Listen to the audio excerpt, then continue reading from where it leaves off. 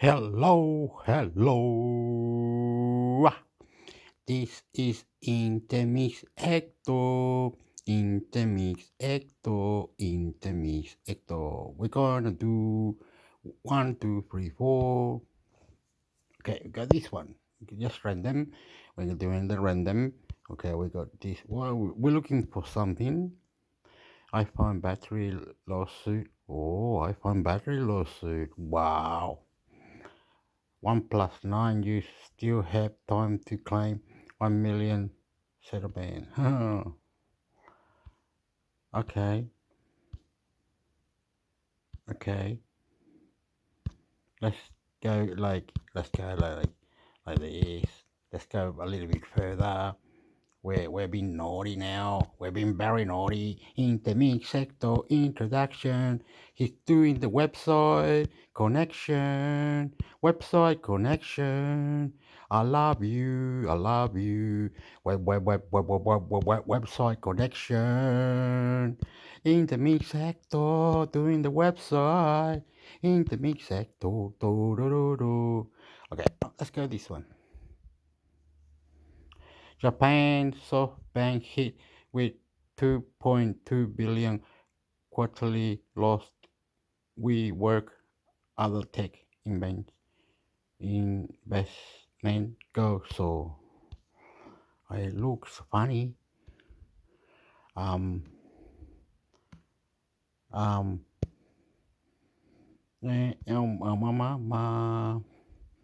da na na na na, da na na na. Hey. Oh, here we go. First one. I love you. Here we go. Fake Facebook account. Whoa. What's this? What's the that was funny. Come on, Tamunta. Come on, Tamun. English, Australia, English, Australia, English, like this. Apply. To polarize 2020. Whoa. What the hell are you doing, brother?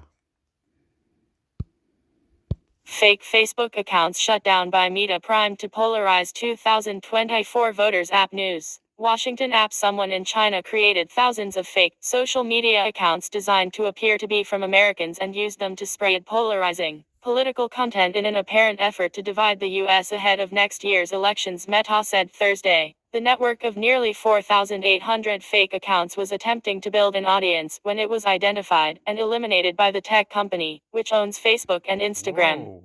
The accounts sported fake photos, names, and locations as a way to appear like everyday American Facebook users weighing in on political issues. Instead of spreading fake content as other networks have done, the accounts were used to reshare posts from X, the platform formerly known as Twitter, that were created by politicians, news outlets, and others. The interconnected accounts pulled content from both liberal and conservative sources, an indication that its goal was not to support one side or the other but to exaggerate partisan divisions and further inflame polarization. The newly identified network shows how America's foreign adversaries exploit US-based tech platforms to sow discord and distrust, and it hints at the serious threats posed by online disinformation next year, when national elections will occur in the US, India, Mexico, Ukraine, Pakistan, Taiwan, and other nations. These networks still struggle to build audiences, but they're a warning, said Ben Nimmo, who leads investigations into inauthentic behavior on Meta's platforms. Foreign threat actors are attempting to reach people across the internet ahead of next year's elections, and we need to remain alert. Meta Platforms Inc., based in Menlo Park, California, did not publicly link the Chinese network to the Chinese government, but it did determine the network originated in that country. The content spread by the accounts broadly complements other Chinese government propaganda and disinformation. It has sought to inflate partisan and ideological divisions within the U.S. To appear more like normal Facebook accounts, the network would sometimes post about fashion or pets. Earlier this year, some of the accounts abruptly replaced their American-sounding usernames and profile pictures with new ones suggesting they lived in India. The accounts then began spreading pro-Chinese content about Tibet and India, reflecting how fake networks can be redirected to focus on new targets. Meta often points to its efforts to shut down fake social media networks as evidence of its commitment to protecting election integrity and democracy, but critics say the platform's focus on fake accounts distracts from its failure to address its responsibility for the misinformation already on its site that has contributed to polarization and distrust. For instance, Meta will accept paid advertisements on its site to claim the US election in 2020 was rigged or stolen, amplifying the lies of former President Donald Trump and other Republicans whose claims about election irregularities have been repeatedly debunked. Federal and state election officials and Trump's own attorney general have said there is no credible evidence that the presidential election, which Trump lost to Democrat Joe Biden, was tainted. When asked about its ad policy, the company said it is focusing on future elections, not ones from the past, and will reject ads that cast unfounded doubt on upcoming contests. And while Meta has announced a new artificial intelligence policy that will require political ads to bear a disclaimer if they contain AI-generated content, the company has allowed other altered videos that were created using more conventional programs to remain on its platform, including a digitally edited video of Biden that claims he is a pedophile. This is a company that cannot be taken seriously and that cannot be trusted, said Zaman Qureshi, a policy advisor at the Real Facebook Oversight Board, an organization of civil rights leaders and tech experts who have been critical of Meta's approach to disinformation and hate speech. Watch what Meta does, not what they say. Meta executives discussed the network's activities during a conference call with reporters on Wednesday, the day after the tech giant announced its policies for the upcoming election year, most of which were put in place for prior elections. But 2024 poses new challenges, according to experts who study the link between social media and disinformation. Not only will many large countries hold national elections, but the emergence of sophisticated AI programs means it's easier than ever to create lifelike audio and video that could mislead voters. Platforms still are not taking their role in the public sphere seriously, said Jennifer Stromer-Galley, a Syracuse University professor who studies digital media. Stromer-Galley called Meta's election plans modest but noted it stands in stark contrast to the Wild West of X. Since being the X platform, then called Twitter, Elon Musk has eliminated teams focused on content moderation, welcomed back many users previously banned for hate speech, and used the site to spread conspiracy theories. Democrats and Republicans have called for laws addressing algorithmic recommendations, misinformation, deepfakes, and hate speech. But there's little chance of any significant regulations passing ahead of the 2024 election. That means it will fall to the platforms to voluntarily police themselves. Meta's efforts to protect the election so far are a horrible preview of what we can expect in 2024, according to Kyle Morse, Deputy Executive Director of the Tech Oversight Project, a nonprofit that supports new federal regulations for social media. Congress and the administration need to act now to ensure that Meta, TikTok, Google, X, Rumble, and other social media platforms are not actively aiding and abetting foreign and domestic actors who are openly undermining our democracy. Many of the fake accounts identified by Meta this week also had nearly identical accounts on X, where some of them regularly retweeted Musk's posts. Those accounts remain active on X. A message seeking comment from the platform was not returned. Meta also released a report Wednesday evaluating the risk that foreign adversaries including Iran, China, and Russia would use social media to interfere in elections. The report noted that Russia's recent disinformation efforts focused not on the US, but on its war against Ukraine, using state media propaganda and misinformation in an effort to undermine support for the invaded nation. Nimmo, Meta's chief investigator, said turning opinion against Ukraine will likely be the focus of any disinformation Russia seeks to inject into America's political debate ahead of next year's election. This is important ahead of 2024, Nimmo said. As the war continues, we should especially expect to see Russian attempts to target election-related debates and candidates that focus on support for Ukraine.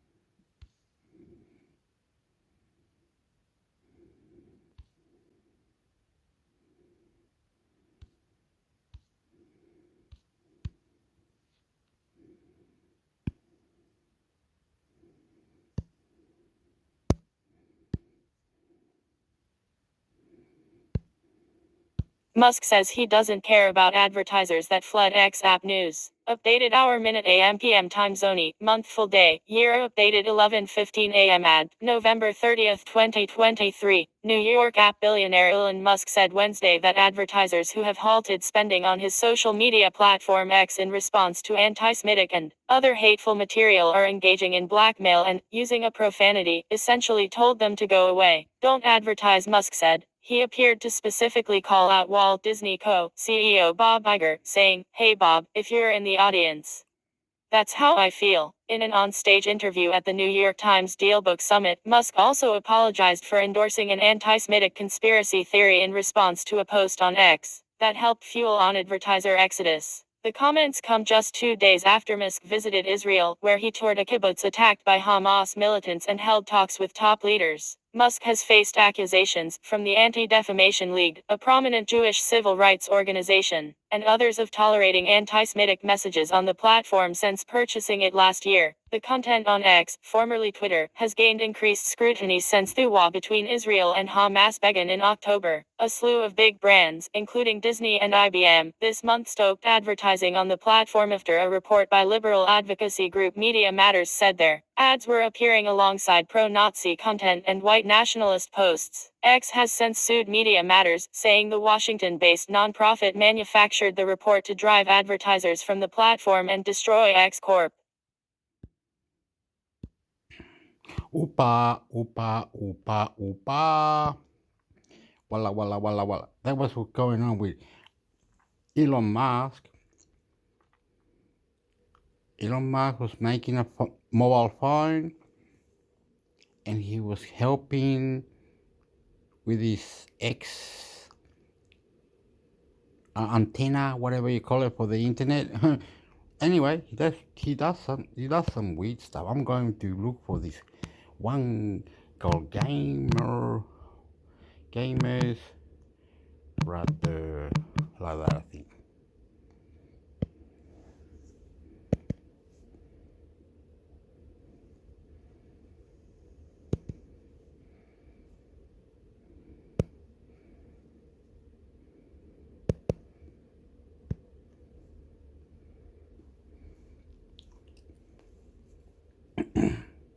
I also like to say, while this is going, that I've seen up and down in the markets in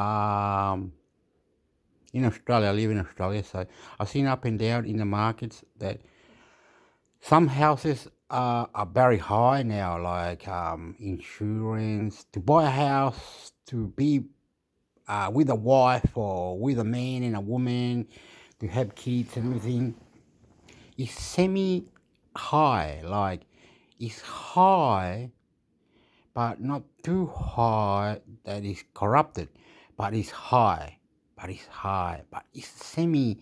It's hard to explain, because people say, yeah, we can divide it when we work and pay all the bills, but we have hardly nothing at the end to spend on entertainment or something. It's really ridiculous anyway. So it's high. The markets are high. I don't know how to explain. I will put out something, and I'll try to do my best.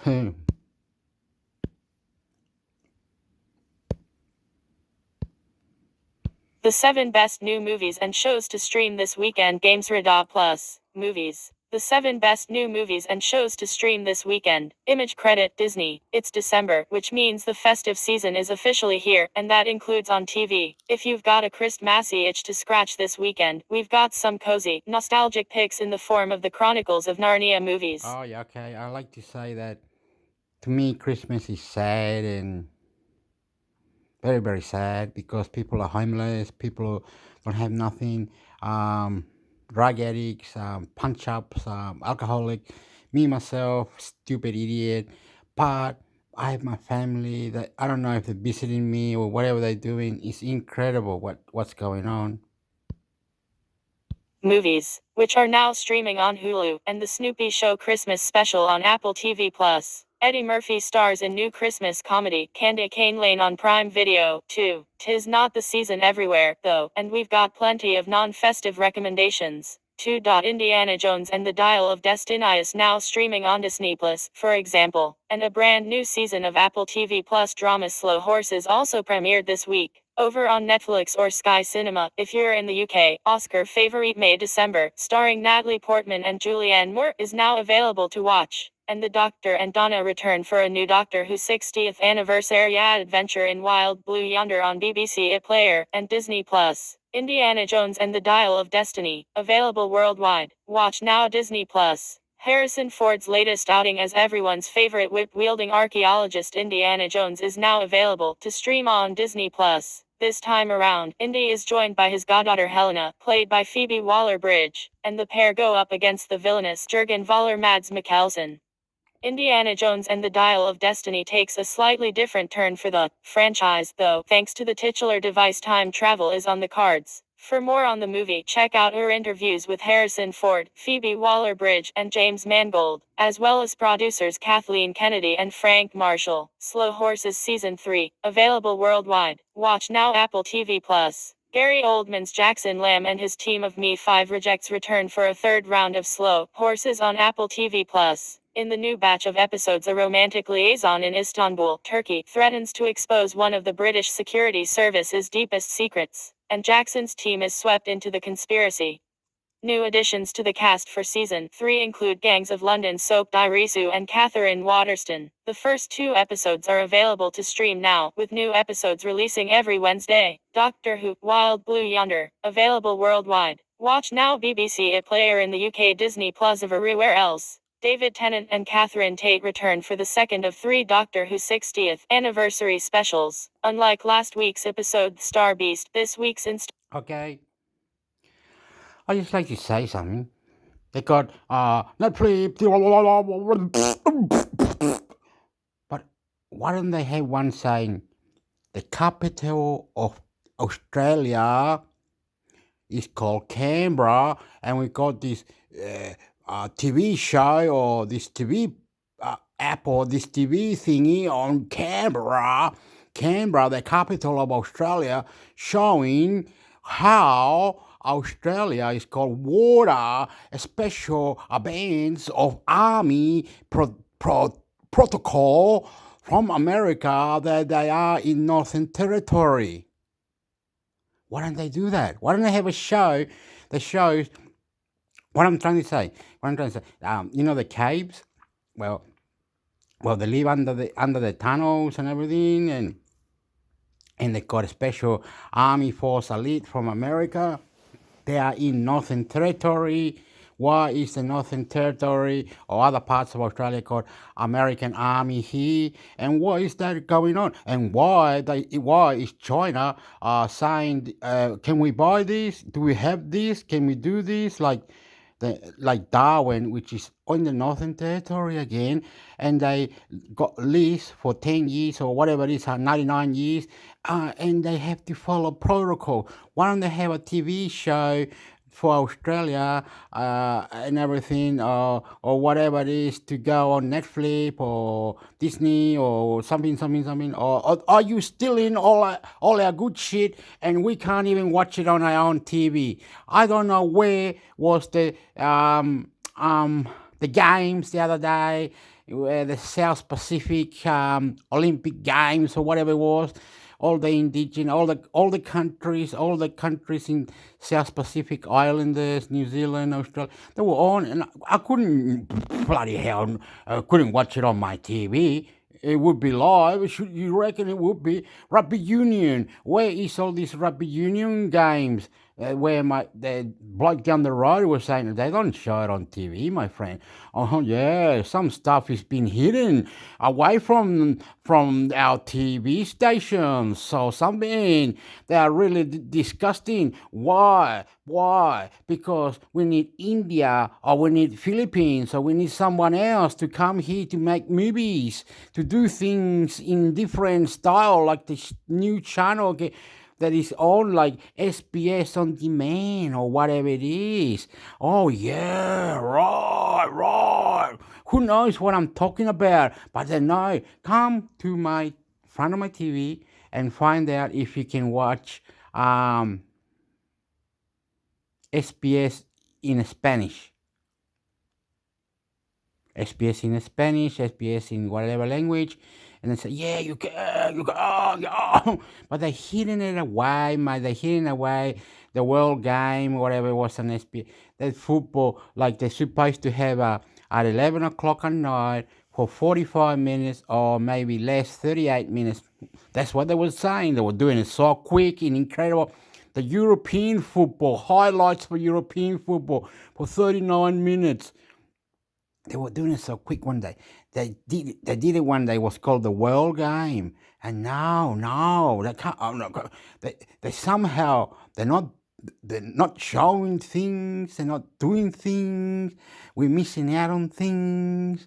Like I see many websites that are saying this is an Australian website, Hector, and this is about technology. They show you what movies are on your cinema and all this. Why don't they have a show where it says this week we'll show you all the computer games, all the tech news, or what's going on in court and all this and all these things. Anyway, they're not showing things where I see it, right.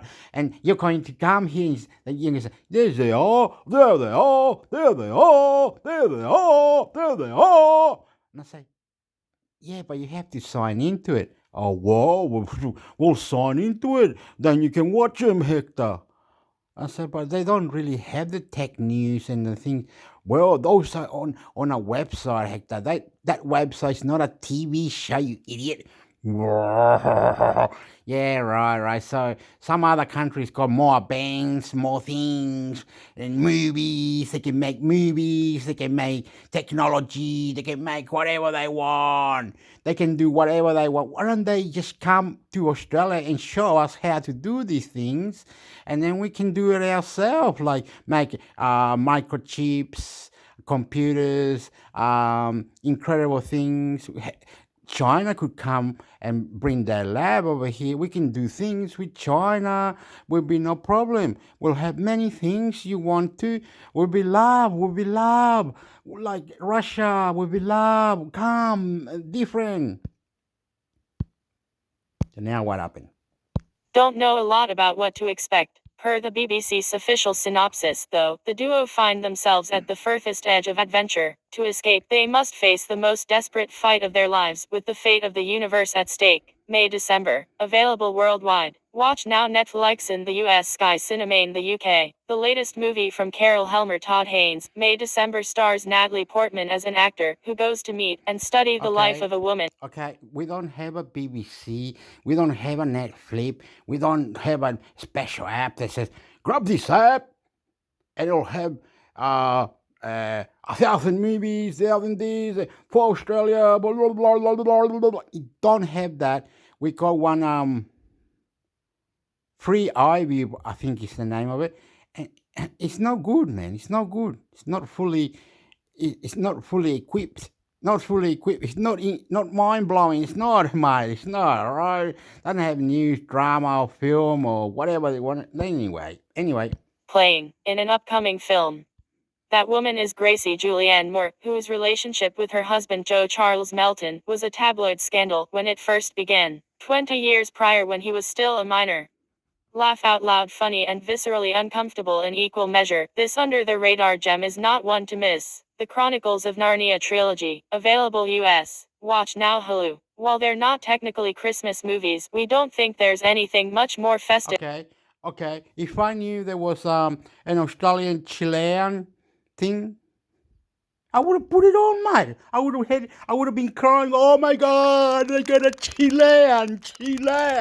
No, but they called fucking Taiwan, China, motherfucker. They called fucking America, motherfucker. They called fucking genocide, motherfucker. They called God. But not Chilean in Australia. Nothing to do with Chilean. You want to get Chilean, mate? Fucking Argentinian, motherfucker.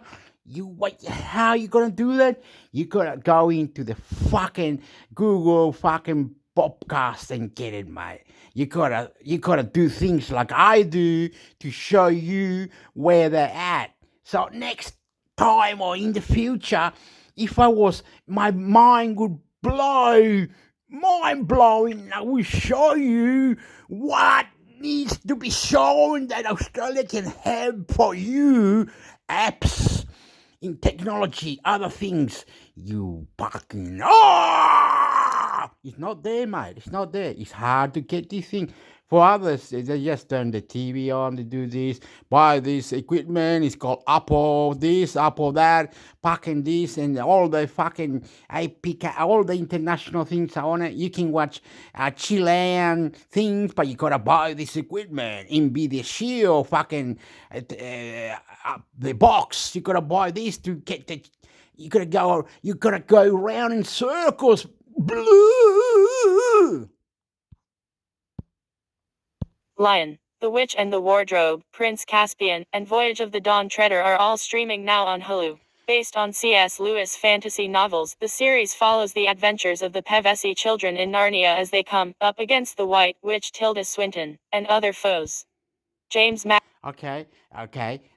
Let's say the guy called Russell Crowe, he's an actor, and that lady called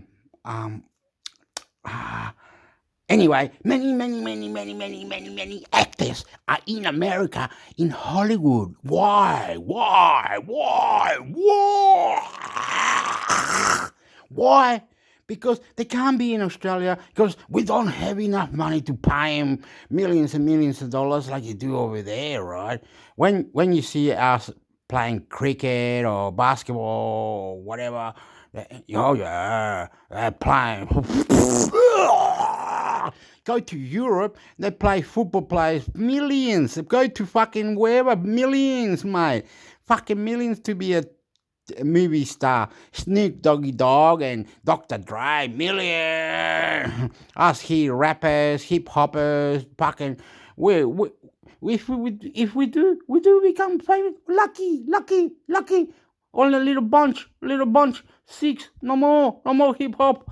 Artists, not many movie stars, no more than 20 movies, or no more, and they're all being stolen. You must now work on this company in UK or United States, and you can't build a computer here in Australia, and you can't call it Makarada Australia. You can't call it Makarada Australia. Nothing, because God has created madness. Okay, I want to tell you about God, right? God has created that he's coming back, right? Read the Bible. Put Jesus Christ in your heart because otherwise you will die, right? God has created that he's coming back with some ridiculous people are coming back from the heaven or something, and they're going to create an atmosphere of religion, fucking control us humans and follow him, motherfucker. Israel meant to be the one. Kill fucking Palestinian. Kill the fucking enemy. Kill the enemy. When God can just touch us. One day God can have us on the floor, fucking rolling over like a snake, mate. God can fucking take over like the aliens do, motherfucker. How do we die? Because we don't have the technology for our medication. We do not know how to draw outer space heaven spaceships program. We're not quick enough. We're so slow. Ben Barnes, Liam Neeson, Eddie Izzard, and Peter Dinklage also star. Candy Cane Lane, available worldwide. Watch now Prime Video. Eddie Murphy stars in new Christmas comedy movie, Candy Cane Lane on Prime Video. He plays Chris Carver, a man so desperate to win his neighborhood's annual Christmas decorating competition that he makes a deal with a mysterious stranger to do so. That stranger, however, just so happens to be an evil elf whose deals come at a price. The cast also includes Tracee Ellis Ross, Nick Offerman, Jillian Bell, and Robin Thede. The Snoopy Show Christmas Special, available worldwide. Watch now Apple TV+. Apple TV+, The Snoopy Show is back for another special festive episode featuring everyone's favorite black and white pup and little yellow bird. In this new Christmas special, Snoopy searches for the perfect tree topper, Woodstock gets trapped in a window display, and Snoopy and Woodstock visit Spike for Christmas. Perfect wholesome family fare. If there's nothing here that tickles your fancy, then you might have to start looking into each streaming service's back catalog, which can be a daunting task given how many titles they each host. Fear not though, if you're a TV fan, then we've got you covered with our lists of the best Netflix shows, best Disney Plus shows, and the best Amazon Prime Video shows. Today's best Disney Plus deals, weekly digests, tales from the communities you love, and more. I'm an entertainment writer here at GamesRadar Plus, covering everything film and TV. Also, like you say about war crimes, right? There must be some criminal justice or something to do that if you commit war crime or you're a war criminal or you did this, you're fighting there, we can see that you're knocking yourself out, you're killing yourself, you're destroying yourself, you're fucking yourself up, you fuckwits, you're killing, you fucking gonna die, so who fucking cares? There's no fucking justice or no way of stopping this and just let it all go through and just kill each other, kill each other, kill each other, kill each other. Nothing is done anyway, fuck up. Sections. I help bring you all the latest news and also the occasional feature too. I've previously written for publications like HuffPost and ID after getting my NCTJ diploma in multimedia journalism.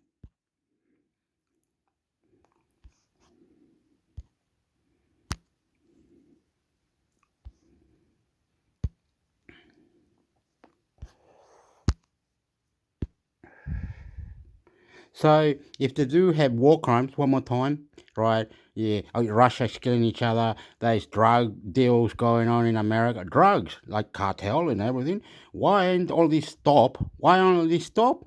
Because they let it go, mate. They let it happen. They don't care. It's good shit. It's good shit to kill each other. It's good shit to have terrorists. It's good shit to be in a base and just bomb whoever you want and fucking destroy it. Why is there refugees trying to get to Europe? Why are these Africans, why are these Middle East trying to get to Europe? Figure it out. No one's stopping anything. They're letting it go, mate. Letting it go, my friend. You know what I mean? Who you gonna blame? Who you gonna blame? Syria? You're gonna blame fucking whoever it is? England? Who are you gonna blame, mate? Playing the fucking games, mate. Get it all fucking down. If there was criminals, if you killed, there was a war, there was history, so many people died, we should go back and put it all in the map and get it in the international court. What's God gonna do? It's gonna wipe us out. You did not believe on Jesus Christ, died on the cross.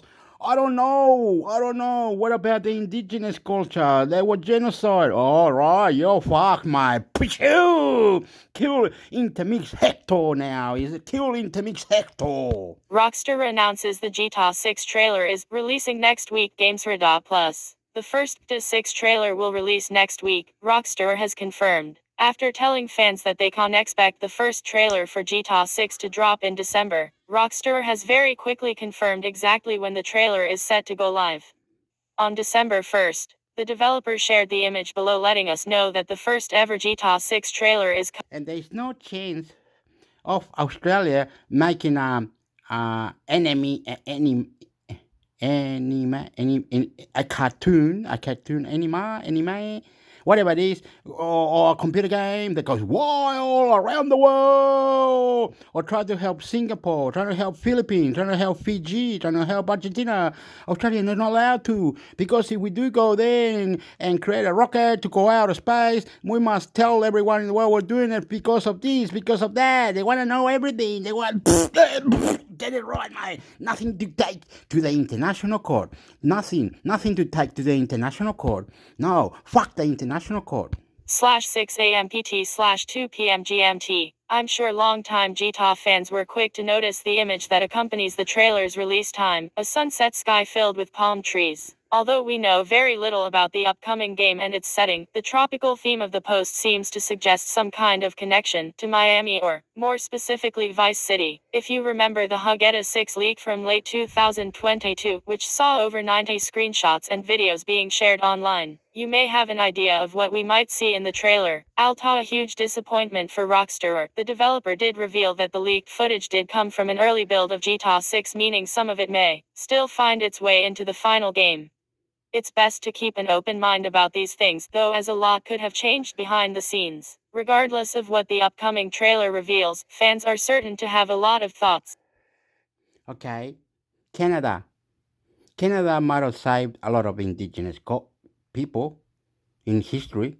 Canada might have had French. Canada might be not very suitable, or Canada might say, oh, they just brought a few immigrants from Poland, some from Sweden, or some. They might, but where they live, they might live on the streets now. Why take him all the way to Canada or to United States if they're going to live on the streets, man? I mean, not housing them. Oh, whatever. What I'm saying is that they're not really letting Australia or anyone, computer markets or anything, to have something that Australia could be a record, or Australia could be number one or something, or lovable for you China, lovable for you Philippines, lovable you for you German, lovable you from England. Oh, we love you. Thoughts. Shortly after Rockstar revealed a trailer was on the way, fans began sharing their reactions, with some telling GamesRadar Plus, the trailer alone will keep us satisfied till next year.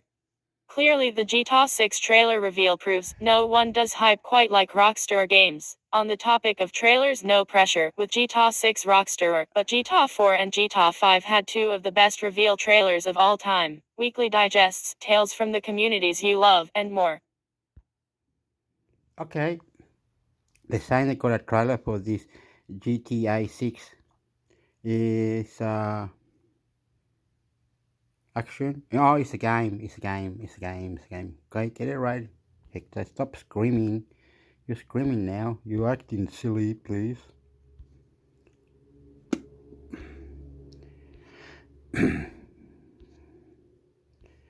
These people are beautiful. Anyway, Hector, you're silly.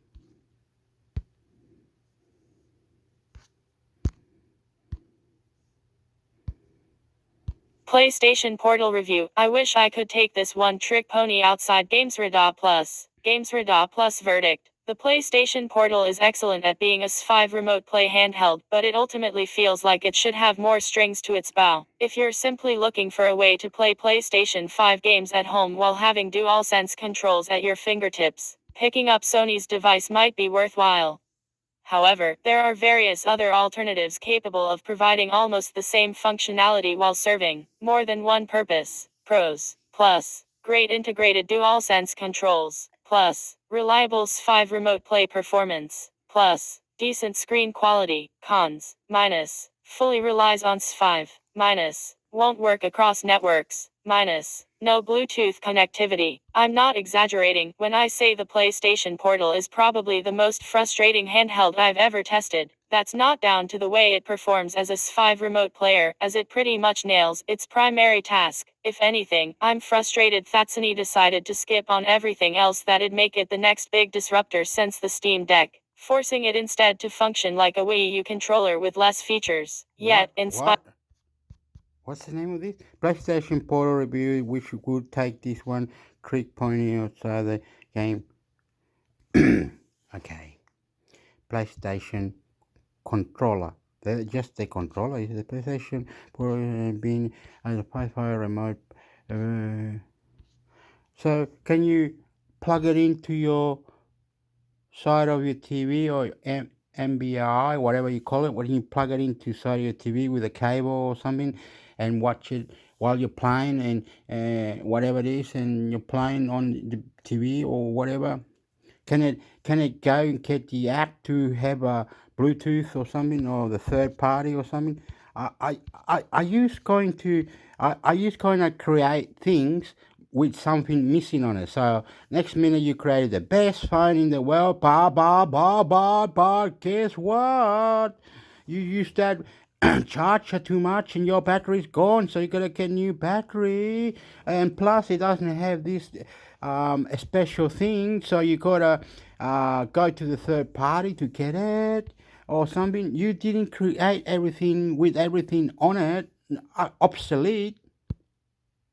that the PlayStation Portal is probably still the best gaming handheld for PS Remote Play specifically. After all, Sony already had all the ingredients to make an awesome portable experience to hand, as this device is imbued with everything that makes the DualSense a great controller. However, if you strip that and the player's decent 1080p display away, all you're really left with is some bog standard guts and proprietary audio tech that nobody asked for. As disappointed as I am in the PlayStation Portal, I'm not ignorant to the fact there is a target audience for this handheld. I mean, for $199/£199, I completely get why some people would want to place 5 games on a device like this, especially if you share a living room TV or, like me, tend to crawl into bed as soon as the sun goes down like a goblin. When all is said and done, I just wanted better for the first PlayStation handheld to emerge on the scene since the fall of the mighty PS Vita. PlayStation Portal deals and alternatives. Specs. Armed with a 1080p 60Hz LCD touchscreen, the PlayStation Portal certainly has a nice display on it. However, when it comes to other specs, it feels like Sony is holding back in revealing the handheld's true nature. What we do know is that the remote player is using a very heavily modified version of Android and a mid-range CPU, potentially a Qualcomm Snapdragon 662, under the hood.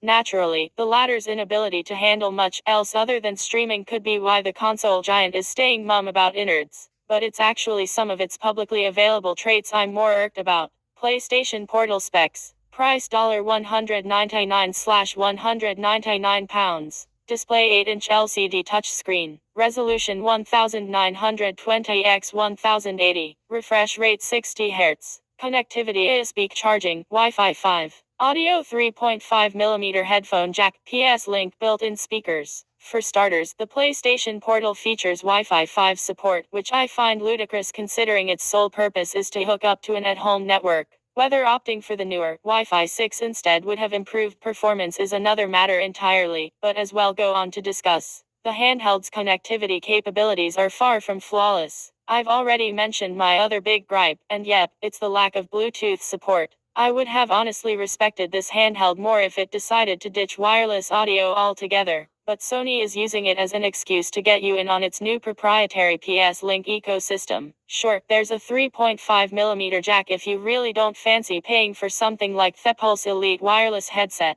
but you should be able to easily avoid using wired audio in 2023 if you desire. On a lighter, rumbly note, the rest of the Portal's internals are occupied by Sony's wonderful DualSense tech, including dynamic adaptive triggers and haptic feedback.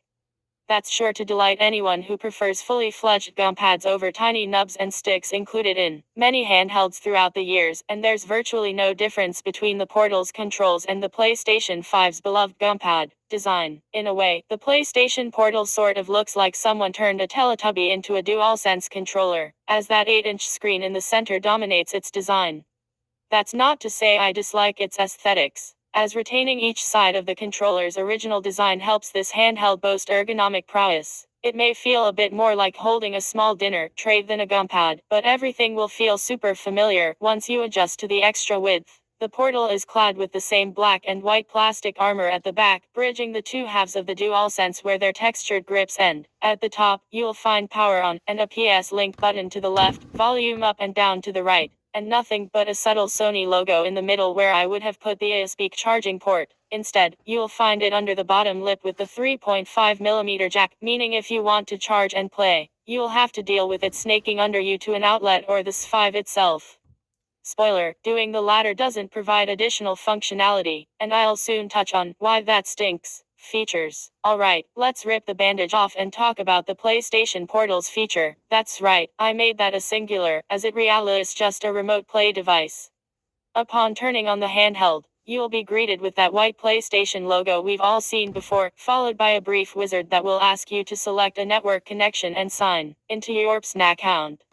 Some system updates later, and you'll finally be able to select your console on screen, and things are pretty single-tracked from here on out. Once set up, you'll be presented with an admittedly pretty Doctor Who-esque connection screen with a Portal front and center. Upon pressing, the handheld will connect to the S5, briefly showing you a glimpse of whatever your console is displaying as a fancy effect. This is more or less just a clever way of masking any potential loading screens, and I can't say I inherently hate it. What I'm not here for, however, is the fact that aside from a few basic settings options, which hilariously include an airplane mode, this is where the PlayStation Portal's integrated functionality ends. Every aspect of the virtual experience here on out is provided by the S5 from this point, meaning the device is effectively just a terminal. This might not have annoyed me so much if I wasn't used to using various PlayStation Portal alternatives. If you've been following my handheld shenanigans at GamesRadar, you'll know I've already experimented with turning streaming devices like Logitech G Cloud into makeshift remote players, and while I'm not even the biggest fan of that cloud console, it can do infinitely more than the Portal. It even beats Sony at its own game in a sense, as if you download the S5 app from the Play Store, you can select games from your library and fire them up via remote play without using the S5 itself, which feels like the bare minimum I was looking for. Of course, this leads me on to the other big Portal pitfall, the fact it'll only work on the same network as your S5. Unlike the G Cloud or even Thesridge, you won't get any sort of cloud streaming functionality with this device, which is maybe a given since Android and its apps are firmly under lock and key. Perhaps that makes sense given that it'd mean you could, in theory, use it to cheekily play Xbox Game Pass games, but it still feels like PlayStation Plus premium players are getting the short end of the stick here. Even when focusing on the at-home experience at hand, the PlayStation Portal leaves me pining for little extras. Remember when I said plugging it into the S5 will merely provide power? Well, I was honestly holding out for some sort of secondary DualSense gamepad functionality, as, let's face it, there's nothing stopping it being an additional control. But alas, the only way you can really do that is by using remote play with your TV still switched on. And I found that led to some annoying quirks like a remote play enabled badge dwelling on screen. As a side note, this will also happen if you use a phone and mobile controller for split screen. To round off my features wishlist, I was sort of hoping the PlayStation Portal's touchscreen would serve as more than just a substitute for the DualSense touch pad. Aside from letting you navigate the very sparse setting menu and acting like the OG controller's central button, you won't be able to do much else with it.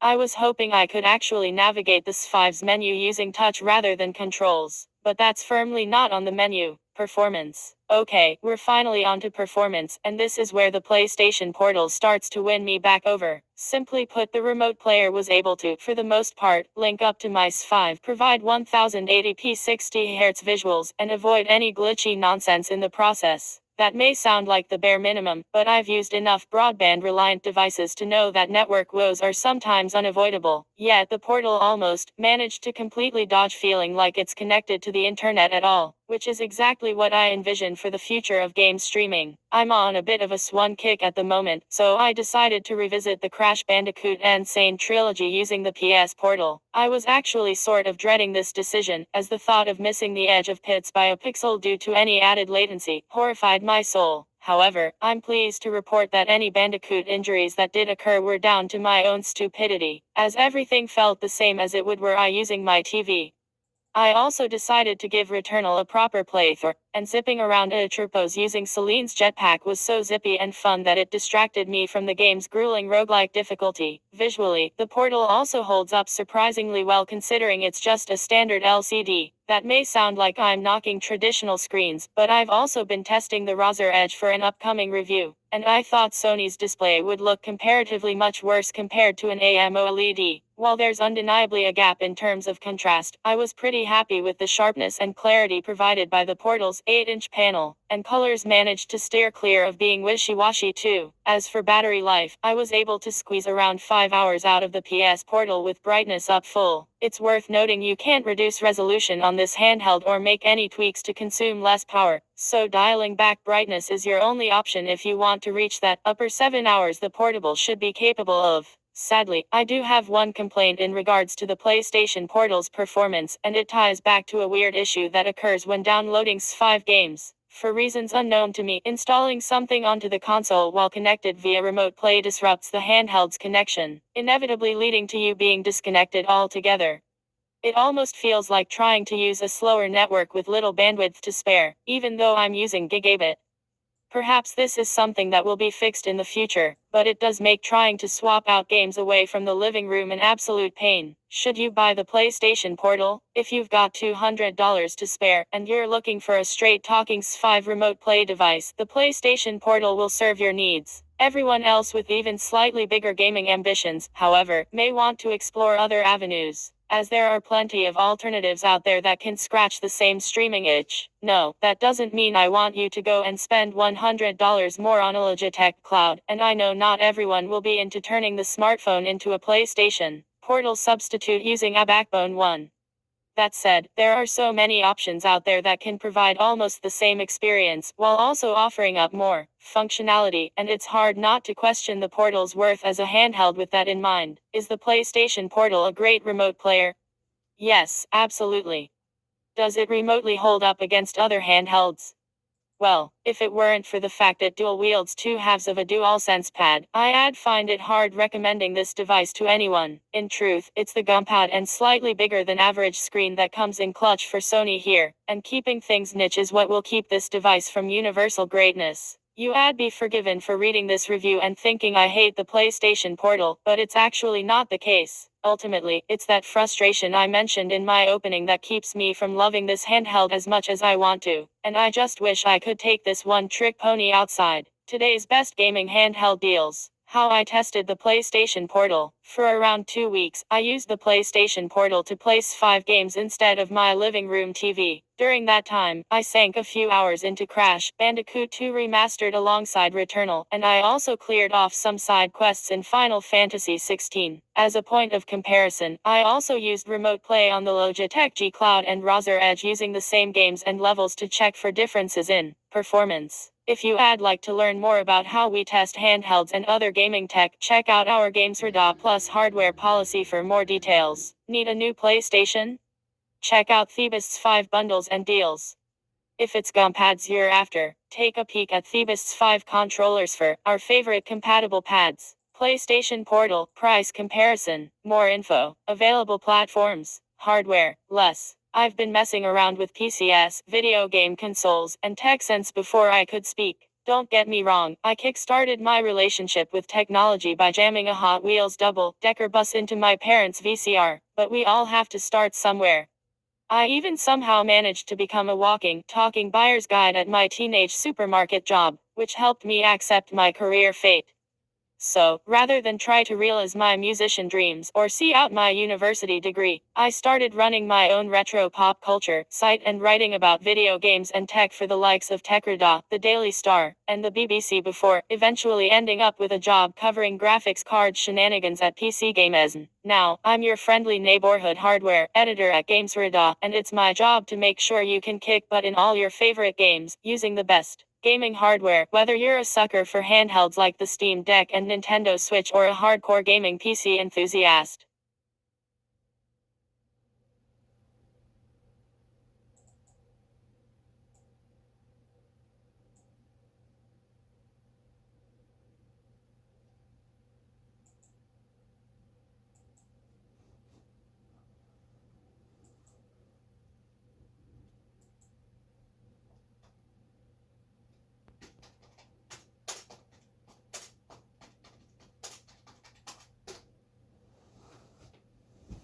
Oopsie patty, pote patty.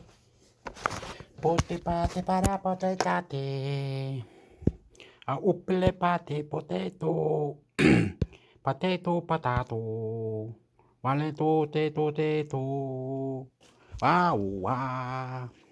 Okay, everybody, we have to keep going. Oopa, oopa. Who nearly dropped the fucking coffee and everything, mate. Kicking shit in the head, is it, Hector?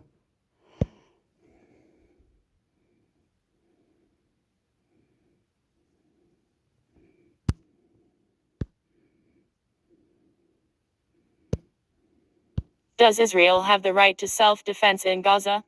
Israel-Palestine conflict news. Al Jazeera. Israel has stormed Gaza's largest hospital and bombed residential areas and refugee camps in attacks the United Nations Human Rights Chief Volker Turk says have unleashed a nightmarish situation in the besieged Palestinian enclave. There are growing calls for a ceasefire as the humanitarian situation worsens, with risks of starvation facing thousands due to the Israeli blockade of the territory home to 2,300,000 people. Israel and its allies, meanwhile, have insisted the bombings are justified because it has the right to self-defense in response to the October 7 Hamas attacks. that killed 1,200 people and injured more than 5,600 in southern Israel. But what is this right to self-defense, and does it justify Israel's killing of more than 11,500 Palestinians and wounding of 29,800 since then? What is the right to self-defense? According to Article 51 of the UN Charter, until the UN Security Council takes measures to maintain international peace and security, nothing in the Charter shall impair the inherent right of individual or collective self-defense if an armed attack occurs against a member of the United Nations. Ever since Israel embarked on the bombardment of the Gaza Strip, its officials and its Western allies from the United States and United Kingdom to the European Union have defended Israeli actions by pointing to Article 51.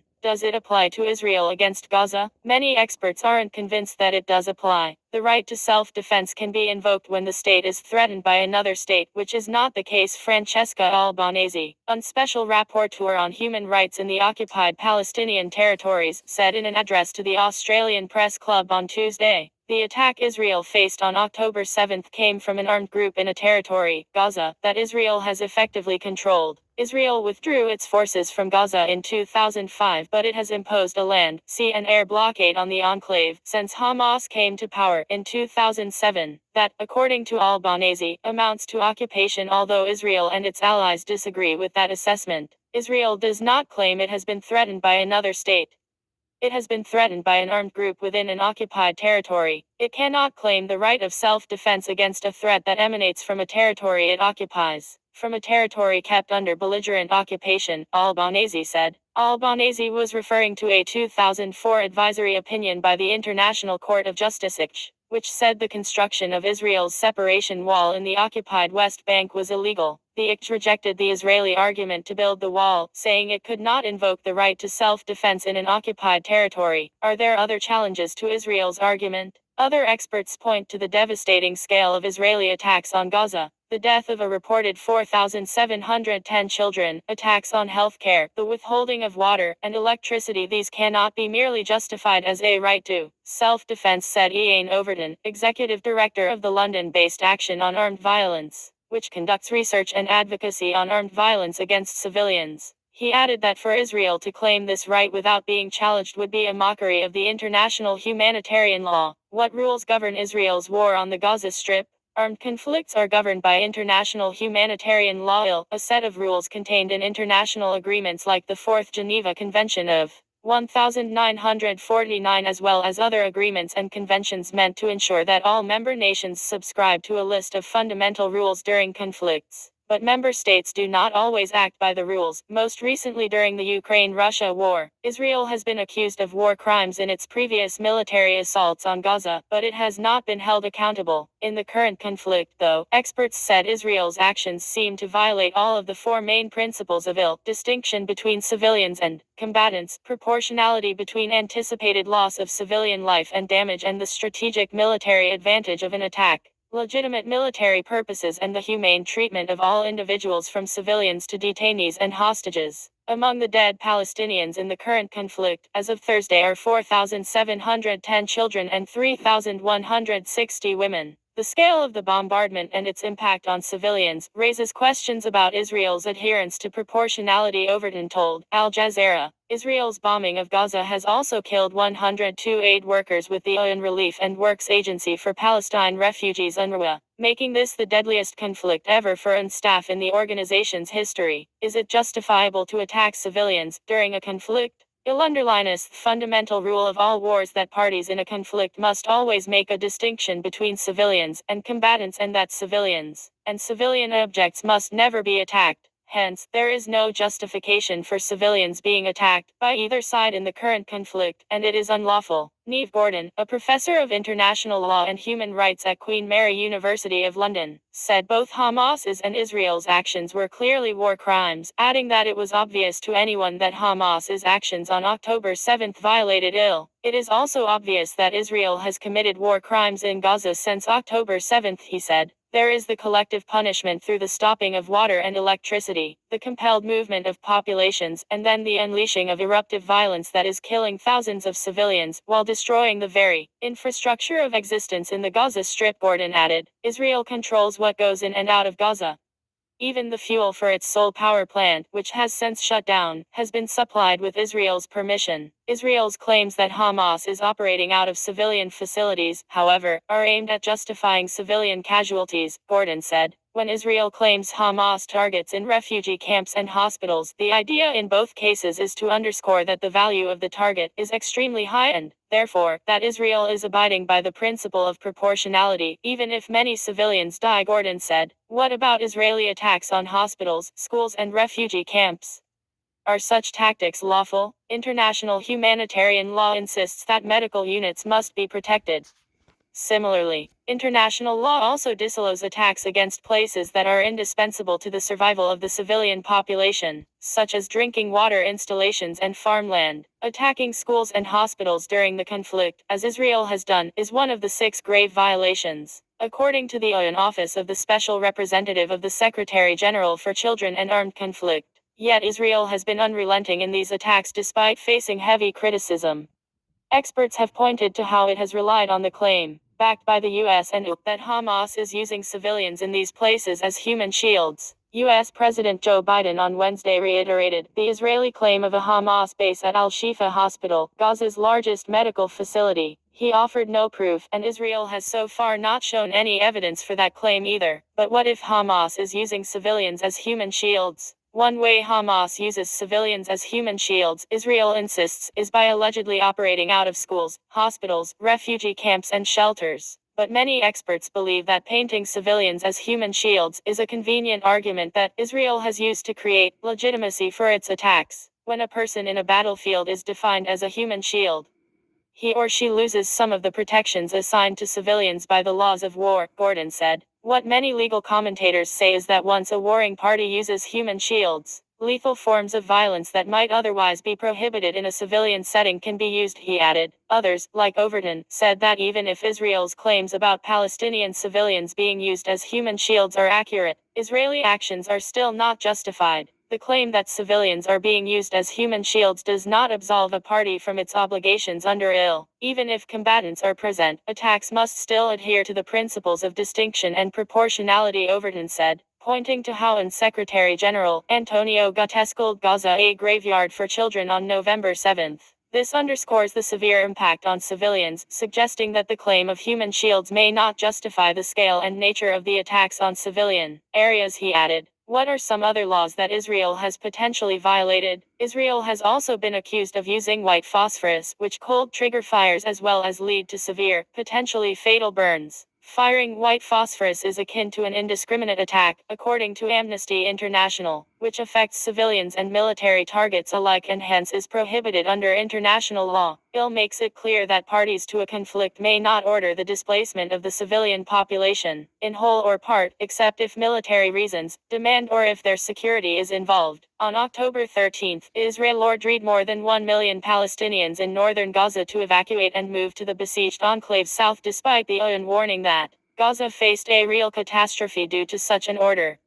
Israel has justified this order by saying it was aimed at limiting civilian casualties during its military operation in northern Gaza. IL also lays out that all parties in a conflict must ensure that humanitarian relief operations are allowed and facilitated unimpeded. However, Israel had refused to allow essential aid into Gaza despite widespread warnings of a humanitarian crisis. Israel's decision to impose a complete siege of Gaza's power, food and water supplies has also been widely criticized for triggering a humanitarian crisis as thousands of Palestinians face death by starvation according to ActionAid charity. Humanitarian law prohibits the use of starvation of the civilian population as a method of warfare. The complete siege, now lasting over 1 month, has made it an agony for residents in Gaza to find basic necessities and frankly to survive, Turk said last week, adding that all forms of collective punishment must come to an end. Are Israel and Hamas likely to be held to account for any legal violations? While lawyers and experts have pointed to likely violations by Israel and Hamas of international law and international humanitarian law in particular, that might not ensure legal action against them. Experts point to the lack of action against Israel for its 2008 assault on Gaza, named Operation Cast Lead, during which Israel was accused of war crimes.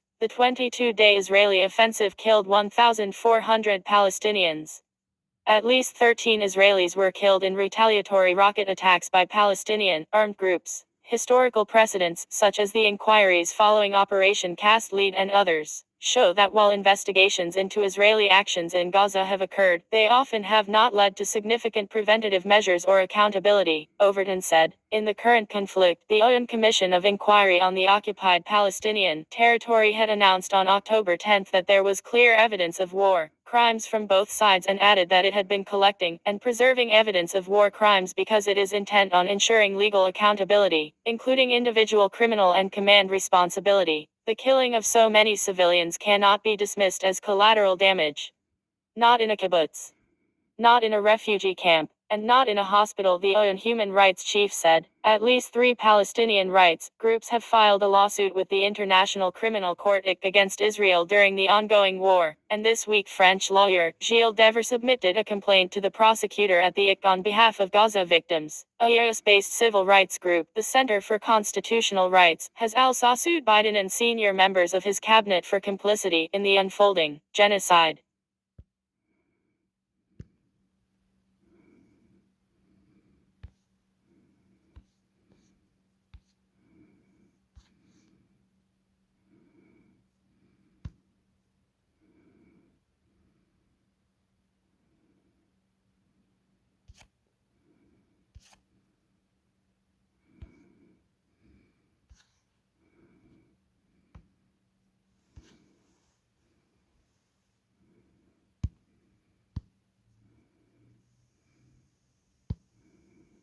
Lula faces numerous challenges as Brazil assumes G20 presidency. Business and Economy News. Al Jazeera. As Brazil takes over the G20 presidency on December 1 from India, Luiz Inácio Lula da Silva will be challenged to fulfill his promise of holding up the interests of the global south amid 2 ongoing wars and a slowing global economy. Lula also takes over at a time of bitter internal divisions within the group, the legacy of outgoing President Narendra Modi, whose team, eager to force a joint declaration, ran roughshod over diplomatic niceties in closed-door meetings. Despite these hurdles, Lula is forging ahead, and has announced Brazil's 3 key priorities as head of the G20: social inclusion and the fight against hunger, phasing out fossil fuels in favor of renewable energy, and reforming global economic governance. The Group of 20, the G20, is a forum for the world's largest economies to coordinate on key issues of global policy. Between them, G20 countries represent 85% of global output and 2/3 of the world's population.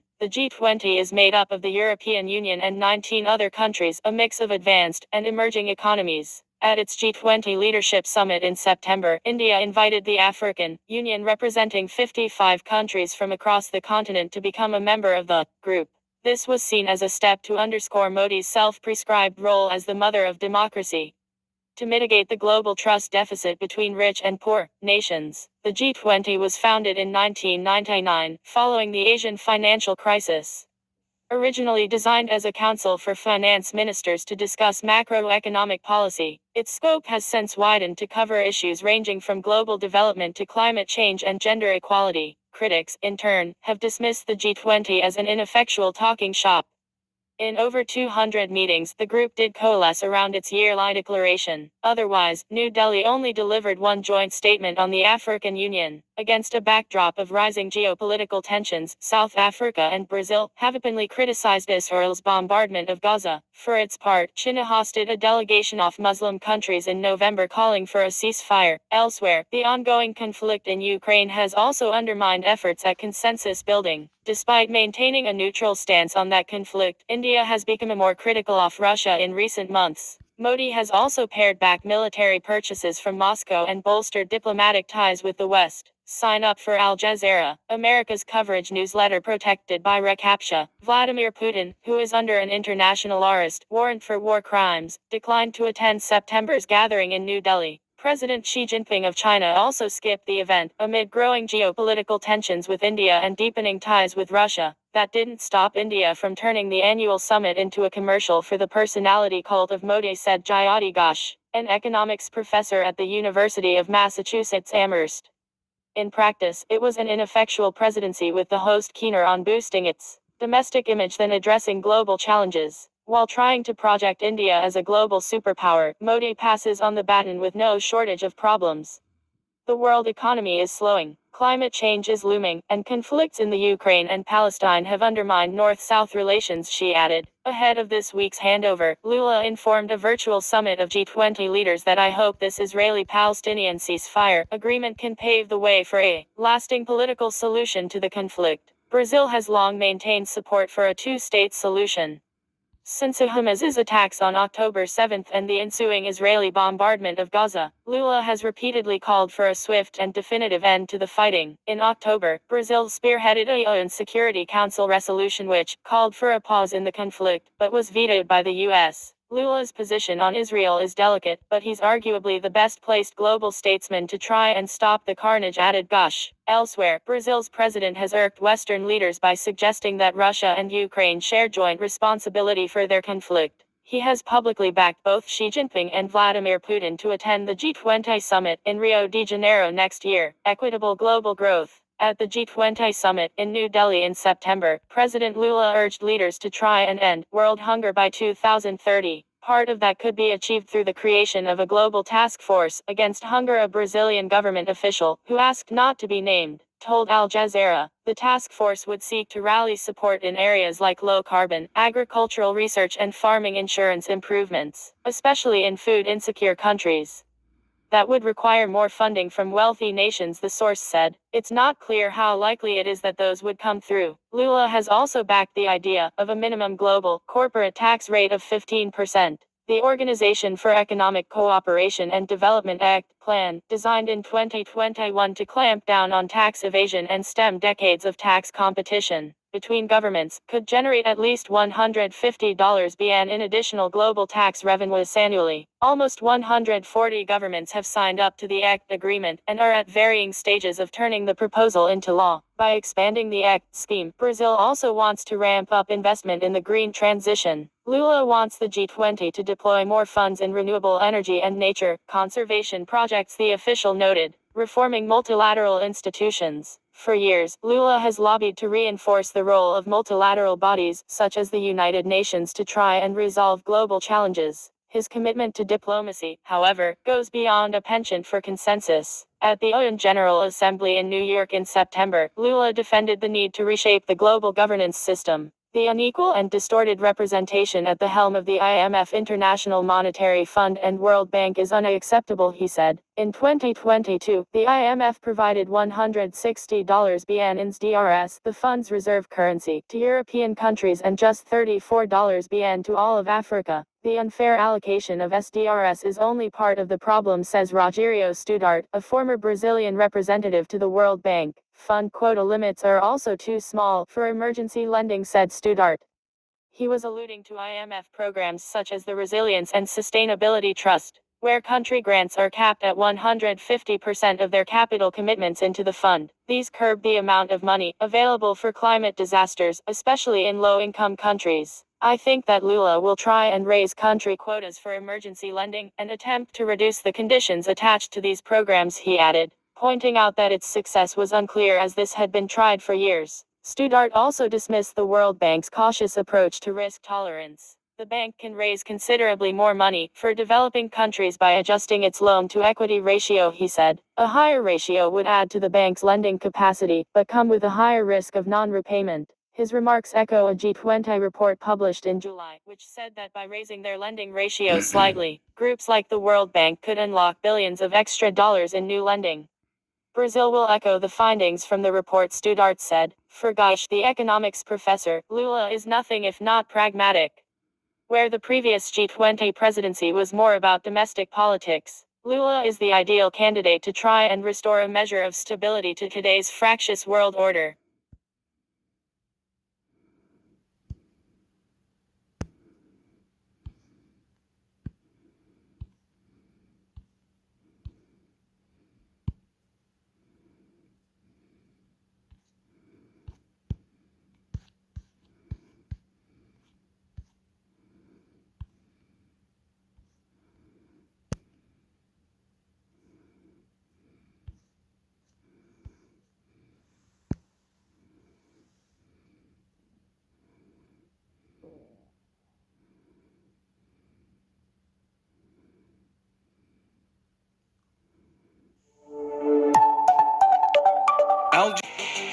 Welcome to our first ever OpenAI Dev Day. Thrilled that you're here, and this energy is awesome. A year ago today, ChatGPT made its public debut to the world. Its parent company, OpenAI, marked it with a Developers Day to show how far So that they've come. ChatGPT can now see, hear, and speak. And more recent, there's a lot. You don't have to clap each time. And more recent. With all these rapid advancements, Sam Altman, the CEO of OpenAI, has been in the spotlight. I think people really have fun with it, and they see the possibility, and they see the ways this can help them, this can inspire them. But behind the scenes, there's another twist in the OpenAI saga. Trouble was brewing over Altman's role and over the... What up? I got an idea. It looks like that's a bobcast, isn't it? Oh, Hector's gonna look for the bobcast now. Dickhead. And then you go, oh, the tag.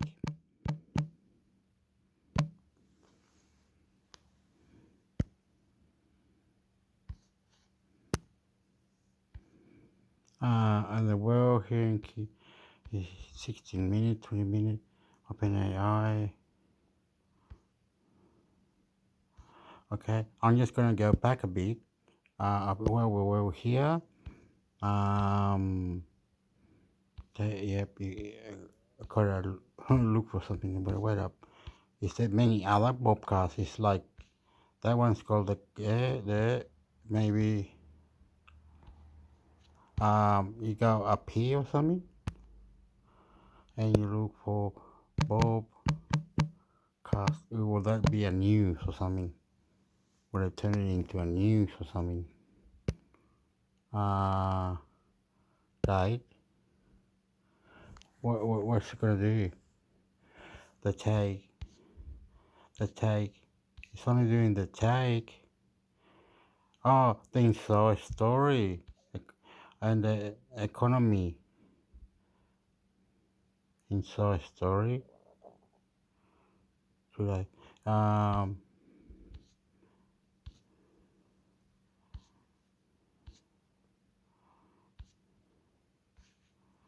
Okay. Okay, I'm gonna get the inside story. I can write that down, the inside story. What's economy? But if I put the word economy on the bobcat, it'll come up with all this. Napo. What are you talking about, Hector? Like this, Hector. Look, watch. So don't worry about that one. Go economy. How do you spell that? With an H.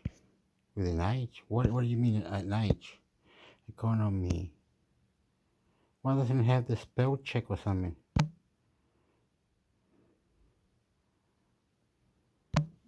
Like that. Then now you have to see this. What I think is wrong because it won't give you the.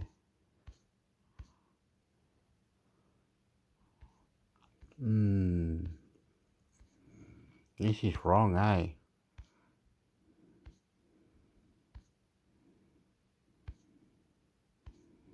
Okay. Let's try this bit. Don't worry about it, Hector. They're just whatever.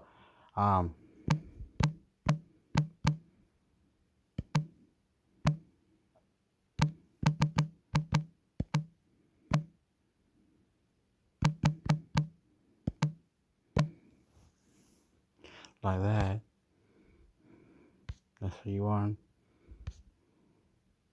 Are you gonna what about wait up? What was it? Okay, there was that. Okay. And there was how many? There was this one. The Google. What account is what account is Google deleting? Oh, is that what? Oh, the Google is deleting the accounts. Yeah, that's right. Google is deleting your account, mate. Well, we better listen to it.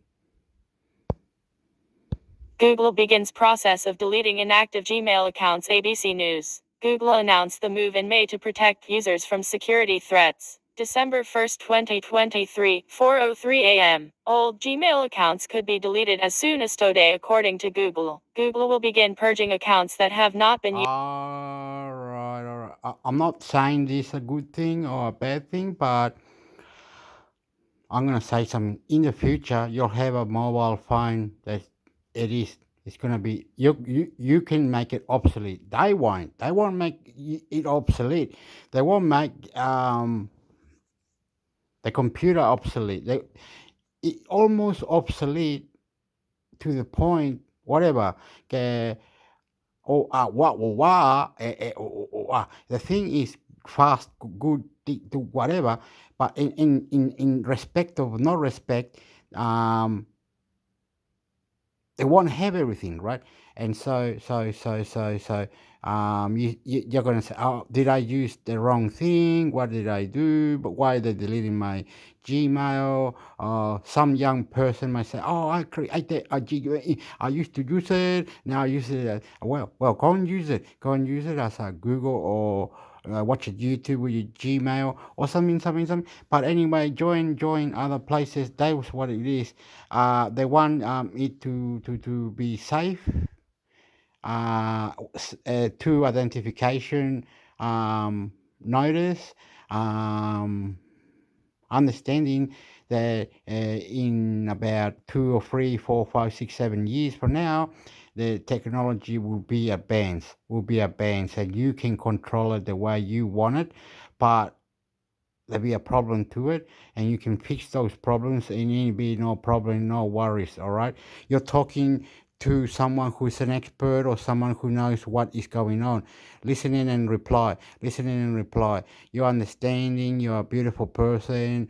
You will get tips, tricks. You will do miracles. You will do beautiful. Someone who's Vietnamese, someone who is Taiwanese, someone who is German, Chilean, Argentinian, Ecuador, Mexican, Cuban, everybody will have internet, provided that they pay the bills and do things that internet is provided for you, but with second identification certificate, so they don't steal your data or they breach your data or whatever it is, and so in 6 to 7 years from now, I'm just saying this, that it'll have two identification notice. A thing will come to you or come to, and you will be more safer in the internet, provided as you belong with us. Like YouTube, to join YouTube, you sign in with your Gmail, right? Facebook, you might sign in with your Gmail, and all that is a factor that they know where you are, right? But they're not going into figuring it out what you're doing in there, right? They can figure out what you're doing in there, like on Facebook, YouTube, or other where you sign in with your Gmail. They can figure it out what if they wanted to. They just have to do a little bit of hacking, not hacking, but they investigating, and they know what you're doing, and every word, everything that you're doing, but they're not doing that. They don't want. They want to be sneaky picking, whatever the words are, to looky, picky. That here all the things that bloke did. Right, all of the, and selling your data, third party things. I don't even know what I'm saying, but in 6 to 7 years, I believe will be much better, much nicer, much good. Okay, so more to identification. What do you call to authority identification, security, whatever. More secure, much better, much elegant, much intelligent, much prouder, much cheap provider, the chip inside the phone or the chip inside the this or the electric car or the things, everything. Beautiful. I love you. Years. That means emails, Google Drive, Google Docs, calendar entries, and photos will be erased from these dormant accounts. The company announced said move in May as part of an effort to protect users from security threats. Google says forgotten accounts often rely on old or reused passwords that could have been compromised. These accounts are Okay. By the way, I'm not gonna be rude or anything. I'm not being a smart ass or anything. I just thought about if they're going to erase whatever, how do that? You know, when I cannot, when I, me, myself cannot go into something, whatever, wherever, a bank or a building or anything with your computer, hack to whatever, and just delete, or that's been there for, it looks like, I don't know how we don't have authority sometimes. Sometimes you could walk outside, right, and there'll be someone with a pad and say, and they'll scan you, see if you got any viruses or any diseases, whatever, and they found some, this guy's got fucking whatever, dog poo in his brain, he's got PT2, cigarette, stop smoking, dickhead, two, and they start sending you over there. Now you must go there now. I said, no, I'm catching the bus, mate. I'm catching the bus, my friend. No, you now under control by us computer generator and army, police, and these other persons, government. You are being scanned. You got something inside your body. Just go over there now, and they've got all these different buildings. They should, man. They should. All the different building where it will be health. Thing, you go inside and start doing things you must do now, 100 push-ups or whatever, do some exercise, gentle exercise. You feel like a cigarette, try this will make you much better. Look, smoke come out of you. Well, you like it, don't you? You want to get high and wasted? Okay, we'll get you high and wasted. This does the same thing. They boom, bang, and they fuck you up, and they control you. They control you. Oh, this person was living on the street, and all they want to do is be wasted, be this, be that, and then do, and they were doing it to you inside of this building with surrounding garden and all these beautiful people, and it had a million of these scientists and buildings and all these beautiful things around you everywhere, and beautiful. The whole planet Earth turned into a magic miracle component where people had magic powers in their hand. They said, do you know I can lift this car? Do you know I can break this tree with my hand? Do you know I can fly up in the sky like Superman?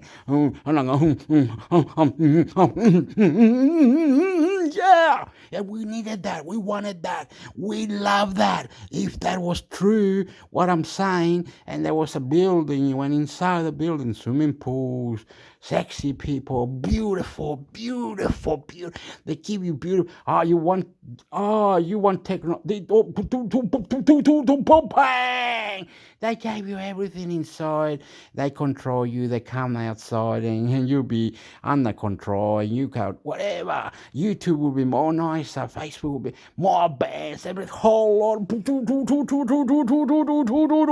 And there'll be like island, an island where people can go party, and an island where people can have scientists killing the fucking bad thing, and a place where miracles, they just started opening portal, different portals, and they can go from the earth to the moon in seconds, and to the wherever, magic and everything, fucking, there was gods and everything, but with laws, with rules, with prevention, with intelligent, the best of the best. And God said this, yes, God, yes, you understand? We should be like that. We should be more active, more creative, more faster technology, more settings, more button, more this, more that, more beautiful. I love you. Times less likely to have two-step verification set up, increasing the likelihood of identity theft and spam. To preserve an account, users have to sign into their email once every 2 years. Google says any of the following actions will also prevent an account from getting deleted: read/send an email, use Google Drive, watch a YouTube video, download an app on the Google Play Store, or use Google Search. Like, it's fuck off. This is a fuck off. Technology should be like, you go there or you go outside and you can see different It's all weird. It's all strange. It's all fanatic. Superman. Oh, that guy's flying. That person has magic power. There's a building over there. Like, oh, I gotta be scanned. They didn't put microchip in. They did what you wanted, and they didn't do anything that you didn't want. In the future, it should be now, mate. It should be. We in another dimension, motherfucker. We kill you, fucking technology. Fucking God. Policy only applies to personal accounts, not to organizations like Fucking God into our body. Fucking God into our body. Jesus Christ died for us on the cross. Technology, faster, quicker, much better. I love you, God. Jesus Christ died for us humans. businesses. Accounts with YouTube videos are also exempt. The first accounts to be deleted will be those that were created and never used again. Users who are affected should have received multiple notifications to the account email and recovery email address. Google begins process of deleting inactive Gmail accounts. Google announced the move in May to protect users from security threats. December 1, 2023, 8:03 p.m. Old Gmail accounts could be deleted as soon as today, according to Google. Google will begin purging accounts that have not been used or signed into for at least 2 years. That means emails, Google Drive, Google Docs, calendar entries, and photos will be erased from these dormant accounts. The company announced said move in May as part of an effort to protect users from security threats. Google says forgotten accounts often rely on old or reused passwords that could have been compromised. These accounts are 10 times less likely to have two-step verification set up, increasing the likelihood of identity theft and spam. To preserve an account, users have to sign into their email once every 2 years. Google says any of the following actions will also prevent an account from getting deleted: read/send an email, use Google Drive, watch a YouTube video, download an app on the Google Play Store, or use Google Search. Google says the policy only applies to personal accounts, not to organizations like schools or businesses. Accounts with YouTube videos are also exempt. The first accounts to be deleted will be those that were created and never used again. Users who are affected should have received multiple notifications to the account email and recovery email address. Okay. I consider this, right? You listen to me? I consider this. Go to your Gmail if you do have a Gmail. But I've noticed people don't like Gmail. Google or something. We have to create a debate. We have to create a debate, all right? We're going to create a debate. I know we are. I am sorry to do this.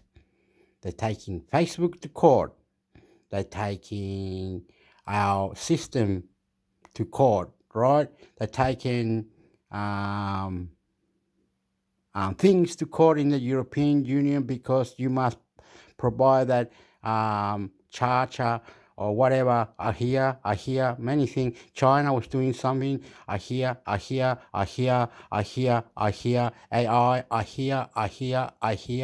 AI. AI opponent. Many things. I don't know what I'm saying, but these lawsuits, when you go to court for internet or international computer network, go to your Google, do things that you need to do, look around, provide. The future is yours. You are the smart one. You are the one to do this. You can delete, create, lab or settings or whatever it is to get it perfectly how you want it. All right, ask questions, do things, be nicer, and be more interesting. You are the one. You are the one. You are beautiful. You can do cleaning up, fixing. You can get someone or like me. Come join intermix hector and learn from me from my own mistakes. You understand? You will love me. You will love me. You will love me. You will love me. You will love me. You will say yes. We needed that refreshing atmosphere from a different respect. You understand? From listening reply to intermix hector. You understand?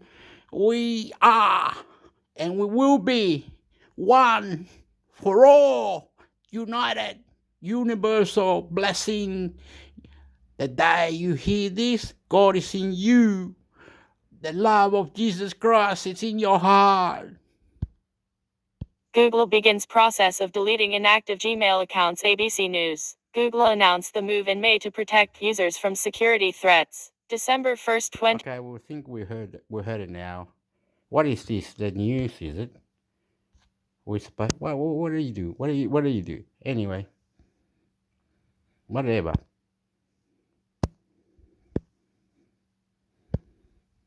George Santos becomes first House member expelled in more than 20 years. ABC News. Santos joins a short list of members who have been expelled. December 1st, 2023, 11:17 a.m. The House on Friday voted to expel Republican Representative George Santos on Friday, a historic move that hasn't happened in more than 20 years. Santos, scandal-ridden since arriving in Washington nearly a year ago, is just the sixth House member in history to be removed by his colleagues. The final bipartisan vote was 311 to 114, far eclipsing the two-thirds majority threshold needed. Speaker Mike Johnson, who just before the vote announced his opposition, presided over the tally. The whole number of the House is now 434, Johnson said. Santos left the chamber and the Capitol before the Is George Santos the same person that I'm thinking about? Is George Santos, is that guy that puts chemicals up in the sky and put chemicals into Santos? What's his name? The bad guy that everybody thinks he's the bad guy? Oh my God, what's it look like? Oh my God, what am I doing? Okay, let's go. Oh, come on, amigo. I can't see his face anyway, bro. Really, I really don't understand it, but one day I will. Swarmed by reporters as he jumped in a waiting car. His removal comes 2 weeks after a scathing House Ethics Committee report detailed what investigators said was Santos' use of campaign funds for his own personal benefit. Santos repeatedly criticized the report as political smear, though he's yet to refute specific allegations. Momentum grew to oust Santos after the report's publication, but at one point earlier Friday it appeared House Republican leaders might be able to save him. Johnson, House Majority Leader Steve Scale, House Majority Whip Tom Emmer and no 3 House Republican Elise Stefanik all said they would be voting against the resolution just moments before it reached the floor. No member of Congress has ever been expelled without a conviction. This is a dangerous precedent and I am voting no based upon my concerns regarding due process. I have said from the beginning that this process will play out in the judicial system, which it currently is, Stefanik wrote in a post to X. Representative Darrell Issa told ABC News before the vote, it was a coin toss whether Santos survived. If I were going to handicap it, I'd give him slightly better than 50-50, Issa predicted. During an hour of spirited debate on the House floor Thursday, Santos continued to argue he was denied due process. Every member expelled in history of this institution has been convicted of crimes or Confederate turncoats guilty of treason. Neither of those apply to me, but here we are, Santos said. On what basis does this body feel that precedent must be changed for me? An American citizen, duly elected to represent the 3rd District of New York. As they exited a conference meeting Friday morning, some Republicans echoed Santos's defense that he has not been convicted and that the 2 most recent members to be expelled were first convicted. It doesn't mean I'm claiming that he's innocent or guilty, but that's the way it's always been done for the institution's sake, Representative Mike Bost, Ariel, said. Republican Representative Michael Guest, the chairman of the House Ethics Committee who also previously introduced a separate motion to expel Santos, made notably rare remarks to defend the report ahead of Friday's vote. George Santos has built his persona, his personal and political life, on a foundation of lies, Guest said. Santos' expulsion will present something of a political headache for House Republican leadership. Okay.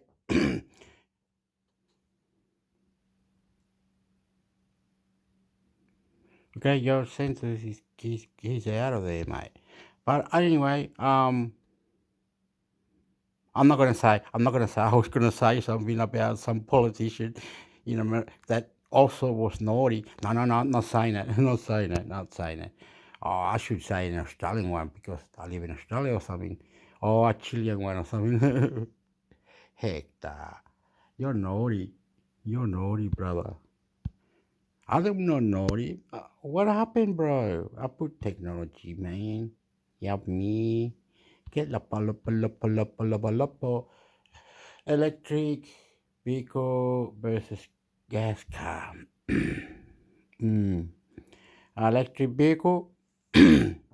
Yes, we got electric vehicle here, but it costs a little bit extra than other countries. Here it's like 65 to 70, in between 65, 75. Sometimes it depends the type and all that, but no more than 80,000, no more. And the parts where you're gonna charge, there's not many charging places. If you came to visit me, I could show you where the petrol station is. We can probably walk to it, and we can take photos of the town. Every I don't know. You can see my videos in intermix hector or whatever. It's interesting to me. I'm different. I am not like you. Oh yeah, perfect. I am not perfect, brother. I am not like anything. I am just unique. I am one to the one. I am special. I am do what I can and got to do, brother. You know what I mean?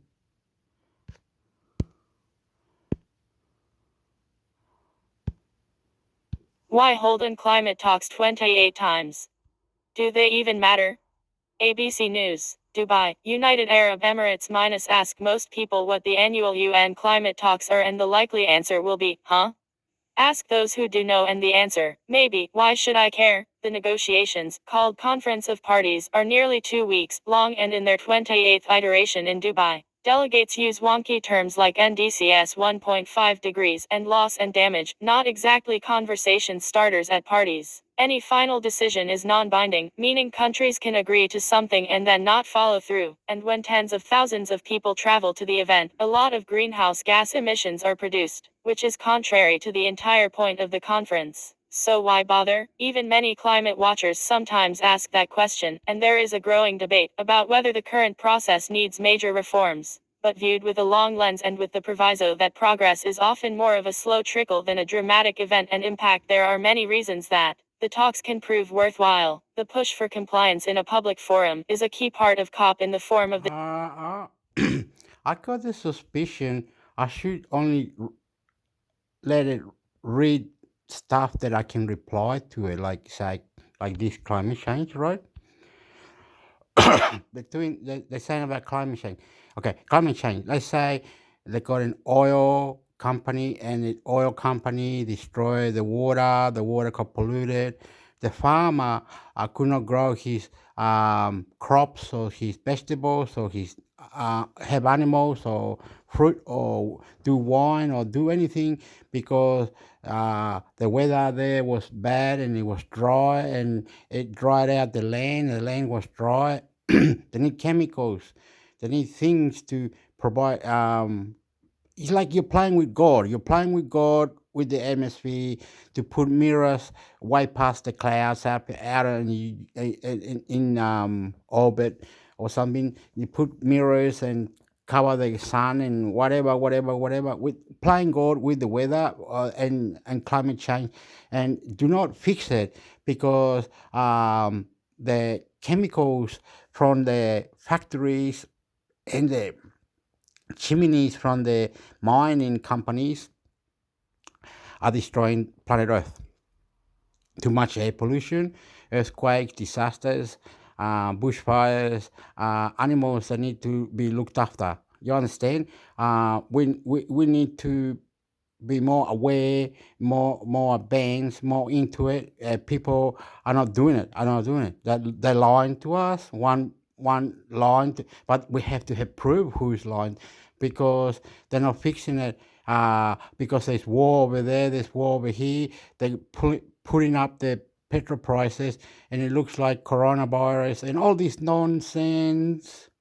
They're lying to us. They're not fixing it.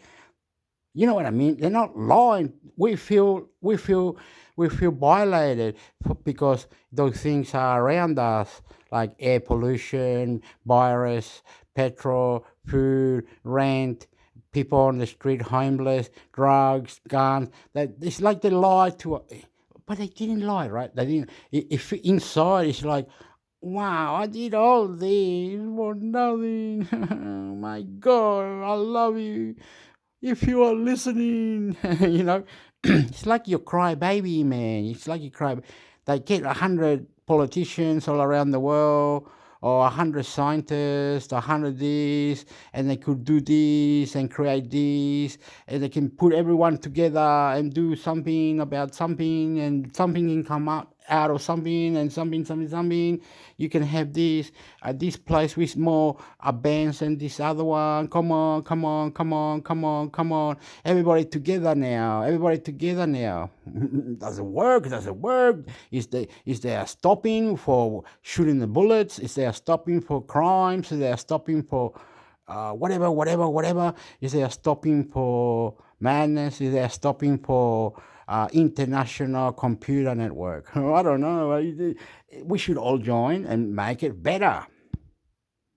Contributions referred to as NDCs. These are plans by individual countries to reduce their use of oil, gas and coal, which produce greenhouse gas emissions that cause climate change, and lay out how they plan to adapt to impacts of extreme weather events. The plans are required by all nations that signed on to the 2015 Paris Agreement, arguably the most significant conference of parties to date. The plans are public, setting broad targets that industries and individuals in respective countries can see, while also providing a chance for other countries and news organizations to scrutinize them.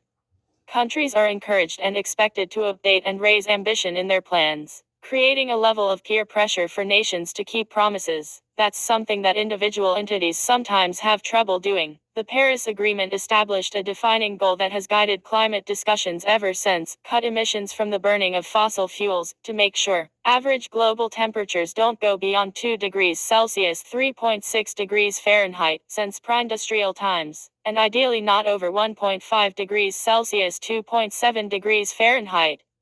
Currently, temperatures have increased about 1.2 degrees Celsius (2.2 degrees Fahrenheit). As extreme weather events driven by climate change have increased and intensified, climate scientists have pushed to limit warming to 1.5. These days, just about every discussion about climate change has 1.5 in mind. For example, that 1.5 guide is at the heart of the Biden administration's climate goals, which include the Inflation Reduction Act in the United States, the largest climate legislation in U.S. history that is pumping billions of dollars into green energy transition. It's also used as the lens by which many decisions are seen.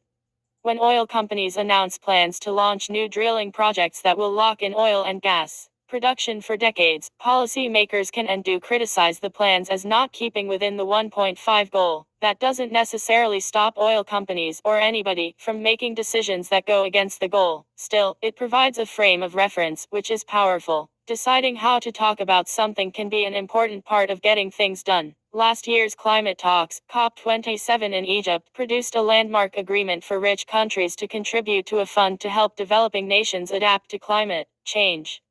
For decades, environmental activists had argued that a loss and damage fund was necessary because rich nations, which industrialized with fossil fuels, were largely responsible for climate change, while developing countries were being hit the hardest, as they didn't have the resources to withstand floods, heat waves, prolonged drought, and other manifestations of a warming world. Early discussions of loss and damage at COPs were always on the fringes, not even on the official agenda. That changed last year, as the topic, and thus the decision, ended up being the centerpiece of the summit. In a larger sense, today many discussions of climate, from reducing emissions to paying for a transition to green energies like wind and solar, are framed around the idea that rich countries are historically responsible for the current situation and thus have a moral imperative to pay more to confront it. The glacial pace of discussions, with no binding decisions or ways to enforce agreements, may seem like a formula for failure in a world accustomed to visible, sometimes splashy resolutions. However, seen over the course of nearly 30 years of summits, the outcomes could be called cautiously optimistic successes. For example, 10 years ago the level of greenhouse gas emissions had the world on track to warm 4 degrees Celsius (7.2 degrees Fahrenheit) by 2100, which scientists say would create devastating extremes. Today, models have the world warming by 2 to 2.5 degrees Celsius.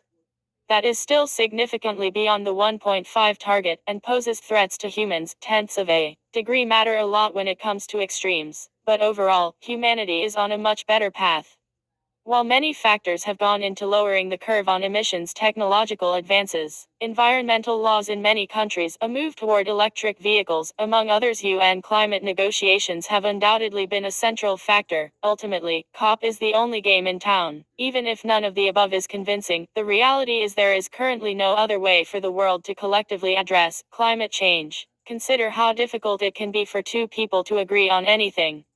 How about 200 countries? The Conference of Parties process gives every nation in the world, whether rich or poor, large or small, a seat at the table to discuss how climate change is impacting them and how they believe the world should confront it. They also give a forum to people of all walks of life to exchange ideas, from young environmentalists and indigenous activists to bankers and leaders of many industries. The wonky speeches, lots of discussion and disagreements will continue, all with the hope of combating climate change. That is worth a conversation starter at parties. Underbar. Peter Prengeman is Director of Climate News for the Associated Press.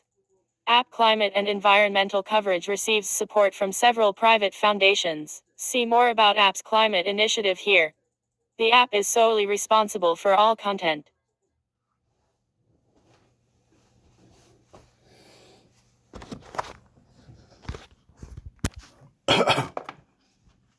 Yes, we have to unite. You have to. It's like when you sing a song, like we're going. I don't know how to sing in. I saw a lady singing in reggae music. We're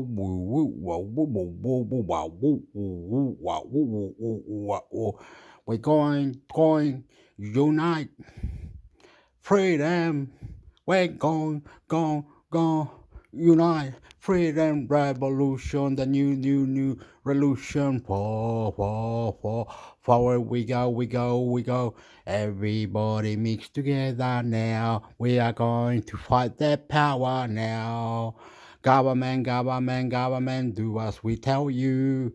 Do it this way, do it that way. This is the way. Female, cat pie. We are going to fight their power. Civil war.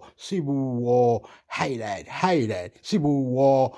Hate it. Don't understand. Murder, and no good. Murder, and no good. The future, what the ducha, patucha. I love you, relationship. Government, other country, everybody together. We protest. Nah. What I was gonna do, something. Now, I've done that. What's it? This one? I've done that. I've played some of that. Now, nearly cut it. And then this. Yeah, what the hell?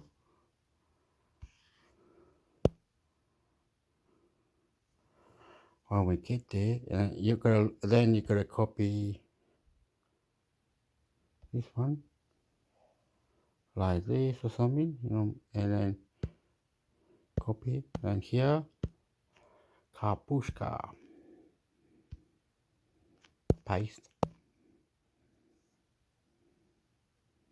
upalapa, opalapa, pum pa pa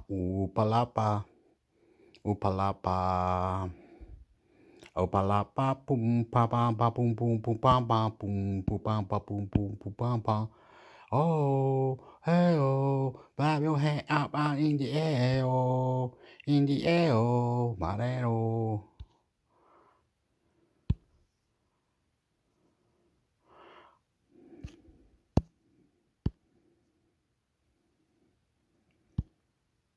U.S. to limit Chinese firms' battery parts from winning EV tax credits. Reuters. Washington, December 1.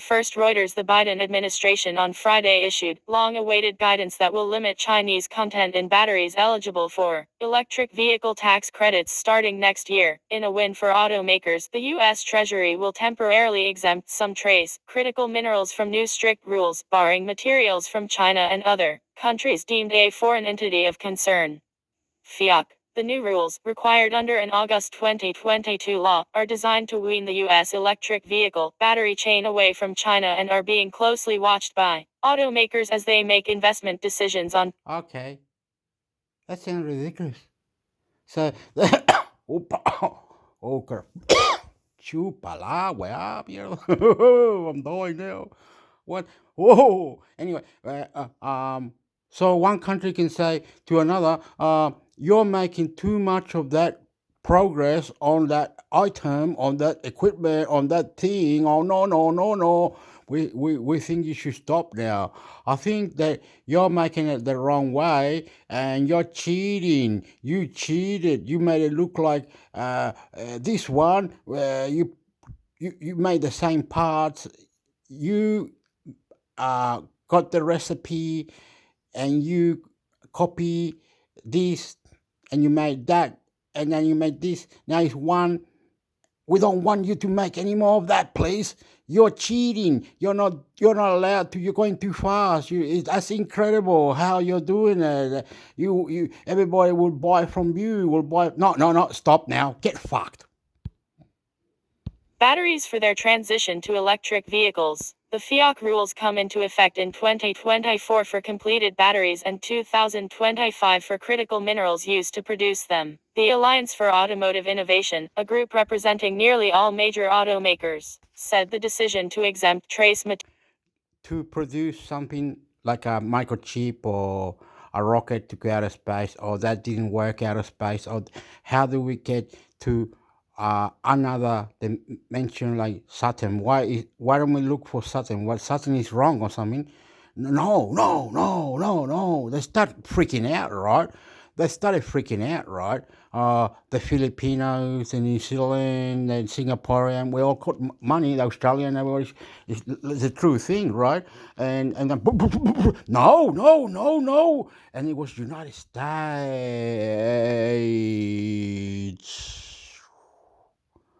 Was United States, man,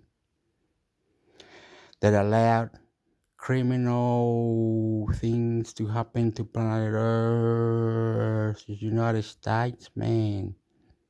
The United States, the criminal like kilo boya. Booyah chaka booyah. Booyah chaka booyah. Booyah chaka booyah. Booyah chaka booyah. Papa da papa you la da booyah. Booyah chaka booyah. Booyah chaka booyah. United States. What have we got against Russia? When you going out of space with Russia, India, and China. Wow. Technology, you pleasant the pleasant. Technology, you power the power. Technology, see. If they create something or whatever it is, you try to stop them. You say, you must argue, you must do this. You're this, you're that, you're this, then do that. This, then do that, and this, do that. Don't do that, don't do this. Peace. Nice weather, nice environment. I love you, mommy. I love you, daddy. I love you, God. I love you, this. But if you create what is must be created, you are created. Too much, too powerful. You sell it too much. You make more. You're crazy, but lazy. I know. Break the breaker. We take a with a taker. Lawsuit. Point the sexy, point the backsy. What? What a day, what a beautiful day, crazy. What a day, what a beautiful day, crazy. But we got lawsuits, we got the government, we got the Supreme Court, we got this, we got that. That country is technology, that other country, technology. That country there, technology, but the other country over there, no technology, no nothing to worry, free to motherfucking deep, motherfucking be. The one that got the technology, the power to be, to be, the jump to one another, to make it breaker. Like talking about debating who's got more better technology, why you creating this. Whose business is it to you to jump in my country to tell me what the fuck to what the weather fuck to what the fuck the God, insane. I'm intermix hector. What a beautiful day. What a beautiful day. I love you, mommy. I love you, daddy. That's what they do. They got technology. 3 countries have the best technology in the world. The last country doesn't give a fuck because they don't have any power to technology, whatever. But those 3 countries, they got the best technology in the world, are arguing to each other. Are you creating that? You shouldn't be doing that. Who gives a fuck? Who creates who what, man? Get it? And then they say intermix. They won't work like that. If you're too powerful and too strong, they want to know why they are like that. Why is that item or the gadget or the chip or the thing or the endless computer tension, international computer? You should look like that intermix. It's like that intermix. You understand the lawsuits? You're really fucking insane. Shut up, fuckwit. You're fucking insane, mate. Fucking insane, you dickhead. Shut up, you fuckhead.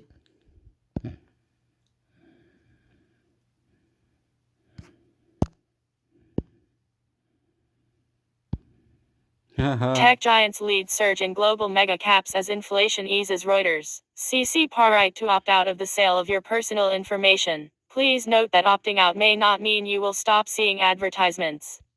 Additionally, in the event you opt out under CC par. Okay, what up? The tech giant led surge in the global mega cap as inflation sees router.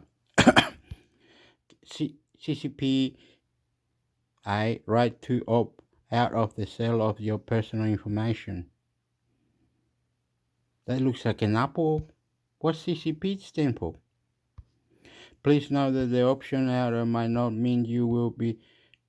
Oh, I remember once that they said something about different website when you do log out. Delete your account. It didn't delete it properly, right? Like Amazon or something like that, or some live chat that was Chinese or whatever. It didn't log out properly. I hear this interesting thing, but anyway. Listen to it. CCPA, but do not opt out of interest-based advertising more generally. You may still receive advertisements tailored to your interests based upon your personal information. For more information about your rights as a California consumer and to learn more about our use of interest-based advertising and additional opt-out choices, please see our privacy statement. When you visit our website, we store cookies on your browser to collect information. The information collected might relate to you, your preferences or your device, and is mostly used to make the site work as you expect it to and to provide a more personalized web experience. However, you can choose not to allow certain types of cookies, which may impact your experience of the site and the services we are able to offer. Click on the different category headings to find out more and change our default settings according to your preference. You cannot opt out of our first-party, strictly necessary cookies as they are. You will not believe to what I gotta tell you. You will not believe to what I gotta tell you. You will not believe to what I gotta tell you. You will not believe to what I gotta tell you. But you will believe it. You know, I'm not a Benz. You're way better than I am. Anyway, YouTube, I can't even name the person. Just Google how to get rid of cookies out of your Android phone or whatever, or computer or on the browser, whatever. And YouTube will show you how, or Google it, or Facebook it. Go into Facebook, go to Facebook or whatever, and try all different places and find out how to get rid of cookies. But you're not really getting rid of cookies because this one person, I'm not saying this Asian person, I seen one, I'm not saying the names, he's saying you don't have to delete the cookies. What you do is you prefer to have it this way, that way, and so when you go to incognito, it'll just, whatever website you go, incognito will install, it'll have the cookies there, right? And then when you log out of incognito, it will, you made it so it does delete the cookies once the incognito goes. Once you're out of incognito, it'll just delete the bloody things anyway. That's what he said. He said they're not collecting anything. You made them not collect anything. All you did is for the browser, which was Google, to collect the cookies, to go to Google only, or whatever he was saying. A special part. He made a fantastic classic, my classic. So when you went off for Cornetto, that fucking thing fucking went off with you, mate. It deleted everything. It deleted everything, right? You find out how to do all this shit. One day, you'll be mad, right? Like in your phone, the guy was saying the same, Asian guy, do. He was saying on your phone, get the chat GPT, malakas, makatukus, and make sure you got Google videos, Google things for your different apps that help for the videos, different apps that help for the photos. You can rub off this part of the photo. You can make your videos better because you got the app that helps you make it much better, more nice. I do not know how to. I don't have it. And you can have the chat GPT. I don't have it. You can have Discord. You can blow your mind. You can be doing tasks. You've been doing this. You've been doing like notes, like manager. What's it called? The manager. You can put all your apps, important ones, into a manager, or you can have the note manager where you can write the thing. Hey, this app does this, and you have it written down. You once you finish with the note, it locks it with a double identification certificate thing. No one can get in, motherfucker. Nothing. You're the controller of your. You'll be in love one day. I don't do all this, but you understand. You can get rid of cookies, fix the cookies, do the cookies. What it is the cookies can be your friends. Everybody can be friends. YouTube, everybody can be friends. Learn. Tips and tricks are the best ways to get rid of cookies out of Android. Tips and tricks how to get rid of cookies out of Google. Tips and tricks how to get rid of cookies. And what are the best tips and tricks, right? Websites such as prompting the cookie banner and remembering your settings to log into your account to redirect you when you log out, etc. For more information about the first and third party cookies used, please follow this link. Manage consent preferences. Always active. Strictly necessary cookies. These cookies are necessary for the website to function and cannot be switched off in our systems. They are usually only set in response to actions made by you, which amount to a request for services, such as setting your privacy preferences, logging in or filling in forms. You can set your browser to block or alert you about these cookies, but some parts of the site will not then work. These cookies do not store any personally identifiable information. Functional cookies. These cookies enable the website to provide enhanced functionality and personalization. They may be set by us or by third-party providers whose services we have added to our pages. If you do not allow these cookies, then some or all of these services may not function properly. Always active. Sale of personal data. Under the California Consumer Privacy Act, you have the right to opt out of the sale. Okay. Now, say that you got the cookies, right? Do you accept this cookie? You will say, yeah, accept all, whatever. You didn't give a fuck, right? You accept it all. Like I'm doing, whatever. Intermix hector. Ha, you're funny. No. You can make it so the cookie as well, it can be accepted, but it won't take your data, right? You know, what? You can have, say, Google Chat or whatever it is, the new things that Google now got, whatever. It can all be, can be hacked, man. They don't need to be hacked or sold you or anything. Nothing is sold. Yes, what you should earn coins. You should earn gift card. You should earn this. You should earn that, right? You should earn points. You should earn rewards. You should earn you should earn gift card. You should earn rewards and stars. You should earn money. You should earn what else? There's something else that you should earn. There's about 8 things that you should earn.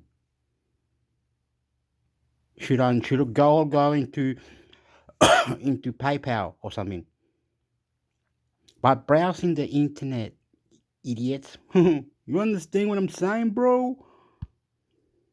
Parties. These cookies collect information for analytics and to personalize your experience with targeted ads. You may exercise your right to opt out of the sale of personal information by using this toggle switch. If you opt out, we will not be able to offer you personalized ads and will not hand over your personal information to any third parties. Additionally, you may contact our legal department for further clarification about your rights as a California consumer by using this Exercise My Rights link. If you have enabled privacy controls on your browser, such as a plugin, we have to take that. Okay, they might know everything you're doing on the internet, right? They might be now when beep beep beep beep beep. They might know everything, right?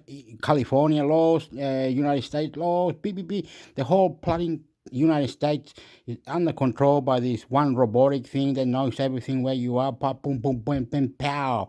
The same with China, and also if the website was used by an American, or hector, intermix hector, or I am lovable, I am beautiful, okay, and I use that website, so it's International Computer Network, you understand? Whatever, if because it's not in my country, Australia, it's in another country, and then beep beep beep beep beep beep. This person is stupid, but it should say something to the other side or whatever that you're doing something so incredible, so annoying, so fuck up. It should go boom, boom, boom, boom, and you being big shit. But only does that because you're doing something boom, boom, boom, boom, boom, and so you're being big shit. You understand? So like that, man. You're using some other country's fucking website, International Computer Network, and cookies, this, that, but oh yeah, how you gonna watch football, dickhead? What you gonna do? Fucking punch in the head, dickhead? You understand? They should get you in trouble. They should get you in trouble. They should get you in trouble, and we should politely say, okay, for you not to get me in trouble, I must do this here, this here, this there, and we're all happy, go lucky, like the Irish, happy as Larry. Out. Therefore, we would not be able to track your activity through the web. This may affect our ability to personalize ads according to your preferences. Performance cookies. These cookies allow us to count visits and traffic sources so we can measure and improve the performance of our site. So if the site says, oh, you got an ad blocker, and it says to turn off the ad blocker, then on the bottom, you accidentally went to turn it off, like you said, but you forgot that on the bottom there was little fine writing that says you don't have to turn it off, whatever, just press this button, that's it, bro. You know what I mean? Incredible, brother. They help us to know which pages are the most and least popular and see how visitors move around the site. All information. All right. Say you go into the internet, you want to have Google or whatever, you want to be paid, you want to lens and look for money. I don't even know what I'm saying, right? There should be some understanding on settings where it helps you for better performance. An alarm to make it faster. If it's frozen, this will help it to faster it up and do all these things on the settings. On the settings, cleaning up settings, all these things clean, having a good combination between your extension, your Google extension. I'm shaking my hands and shaking my head right now. The Google extension that are suitable for you to be clean and nice and beautiful on the internet, more safer. It'll read your website for you. Just sit there. Oh, I have to read this shit. Beep, press the thing, and it starts reading it for you, bro. And it cleans the cookies. And it does this, whatever. It does that, whatever. All the extension does all this. That's me, intermix hector. Cookies collect is aggregated and therefore anonymous. If you do not allow these cookies, we will not know when you have visited our site, and will not be able to monitor its performance. Targeting cookies. These cookies may be set through our site by our advertising partners. They may be used by those companies to build a profile of your interests and show you relevant adverts on other sites. They do not store directly personal information, but are based on uniquely identifying your browser and internet device. If you do not allow these cookies, you will experience less targeted advertising. Oh well, I heard the other day there was an app that kills the cookies. Not doesn't kill the cookies. It doesn't allow the other person to see your information. But anyway, I don't. There's an app for it. There's an app for it. I can't remember the name of it. There's another one where you have to join a website, put your phone into what do you call it when I was gonna say table. No, put your phone into the search engine. Put whatever search engine. Put it into that part where goes to the other part where it's not anyway, I'm going out of this. Anyway, go to your search engine and make it table. I keep saying table, eh? I got my computer in front of me.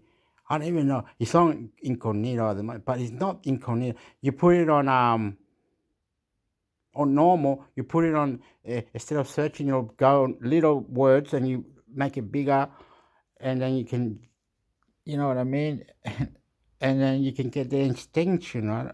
I don't know. Look. What I'm saying. What I'm saying. This is Soul browser. This is Soul browser. You know. Yeah, Soul browser. Soul browser. No, don't do it. Don't do it. You might lose it. You might not. Don't be silly. Don't be silly. Don't show nothing. Don't worry. Soul browser is a Soul browser, right? And with this Soul browser, he's reading. That's what I like. You might get this Soul browser, and you might go, "Wow, intermix hector. What's the name again? Soul browser. How do you spell that? SOUL browser. You know how to do that.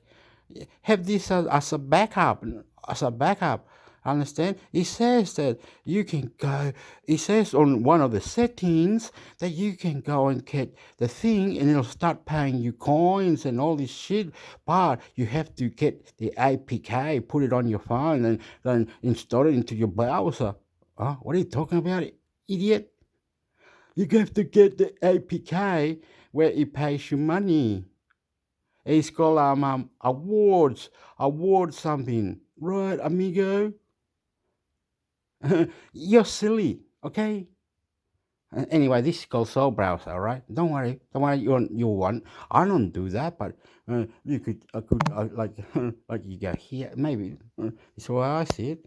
Look, I see award. Mm-hmm. Oh my bloody hell, Hector, award. Get up there, award BPM. Award saving. That's where I see it. That's what I see it. They said there was that many. Once you found out the one, okay, you found out the award savings, right? It's like one of these, like it could be this one, it could be that one, or you could join so many of it. You could have whatever. Saving and investing made easy. Invest your spare change. Raise help you easily save and invest your money. Get share in minutes with the little of $5. Invest your spare change into a diversified portfolio with automatic around up. Okay, with $5. This is probably in Australia when it says Channel 9 or CNN. A very easy saving, invest, raise, make it easy to invest a small amount regarding raise. Okay. You can save money. Raise give you the option of choosing from 8 pre-defined investment performance. Oh well, it's doing that. It's giving you money. What's people saying? A great way to set and forget for some extra money, particularly if you're lazy. Huh? You idiot! What did you write that for? Now you make me want to get it. Fantastic UI and plenty of portfolio option. What's it meant to? What? Now, wow. Now you're mad. With Raise, saving and investing is easier than ever before. Here's how it works. First, connect a bank account to your Raise account. This is where all deposits and withdrawals to and from your Raise account will come and go. Then, set up your spending accounts in roundups. Raise can track credit cards, debit cards, and other bank accounts, and will round up every purchase to the nearest dollar and keep track of this amount. When your roundups hit your roundup threshold, we'll withdraw it from your bank account and invest it for you. Your new shares will then appear in your Raise account, and you can watch it grow over time. You can also set up a recurring investments plan or savings goal, which you can name to help your account grow even faster. If you have spare cash, you can always invest into your Raise account at any time using lump sum investment. Feel confident in saving more and investing with Raise. Okay, I just like to say that could be. I'm starting to. I don't like it. It's freaking me out. I was gonna start swearing. How can you do that? It really wants it rounds all the, whatever, and then he finds out. Oh yeah, he was in at the lakeside. He was a rugby. He was a detective. But they know everything about the fucking dickheads. Is that how it is? And then the bank is weird. Is this called? That's that swearing, Hector. Really disgusting, eh? But it's good. It's good. Nothing wrong with it. But I started swearing because it started knowing what the yeah, we know about you, fuckwit. Oh, let's try another one.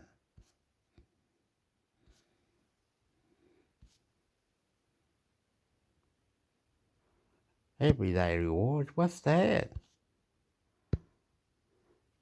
Get the best reward if your pocket view your booster the go discover in Woolworths. Oh, this is an Australian one. But you knew about this sector. Rewards.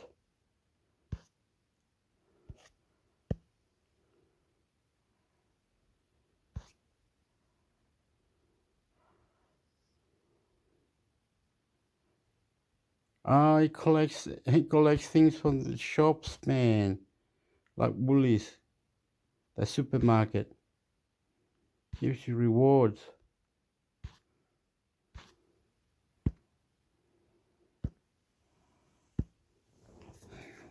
It gives you rewards, man. Go budget. Get reminder and track when they are paid. Man, there's so many. Set a spending goal, track, budget, take normally, very positive, synchronize budget, restore, go budget, monthly budget app. This app also supports pretty much any type of income and go budget. You can manage. This doesn't say anything about pre-account. Now you have budget. No, it doesn't give you anything, Hector. You're silly, bro.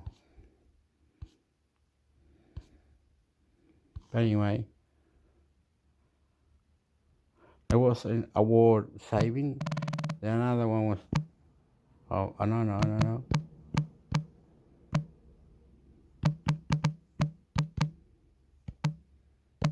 I think that was it. I'm not sure, but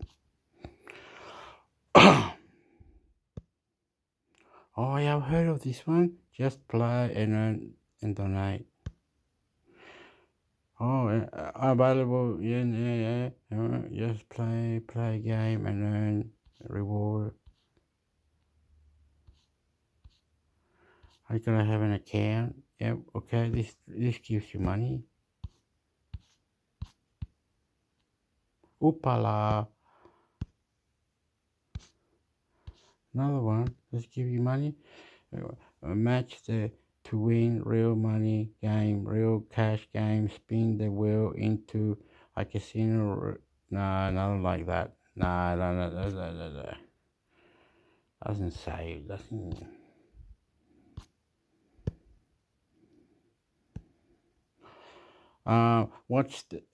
Watch TV, take highlights and pay. Survey can reward card. Get gift cards. Do you want to earn rewards and media reward gift card? And this gives you gift card, does it?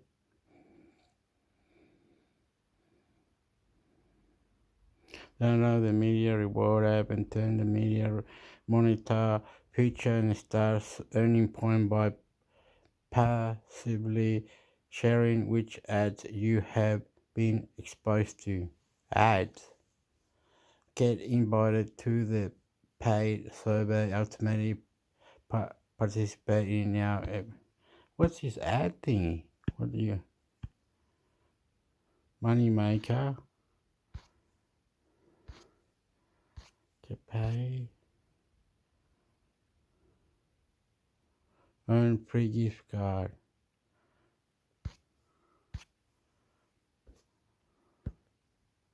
Good. Like what's everybody else saying?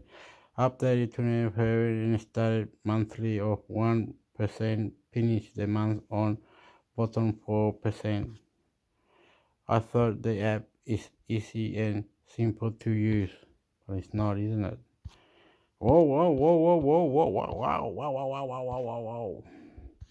I know. How do you make it relevant so it can be like today, tomorrow, whatever the words are? Most relevant. Go like this, is it? Reward, shape. Slap, no battery, scam. I don't know. Waste of time, is it? Privacy, scam, price, battery, reward, sleep mode. What so far it seems neat, but there is a huge disadvantage for me. I basically live in a third shift. I can't edit the hour for sleep mode. Okay, well, that's alright, bro. You can probably get that. Google Wallet. What is Google Wallet, by the way? Oh, it's this. Can you? And I can't do it up. Fast security. What fast security access to everyday essential like Google Wallet gives you the first. There is a quick way to cross your, so you can have all your credit, but doesn't give you any credit. Nah, boy, no credit. So your card, that's your card, and it'll be inside there. Yep, you've got the wallet. Okay, I got it. Good. I'm learning.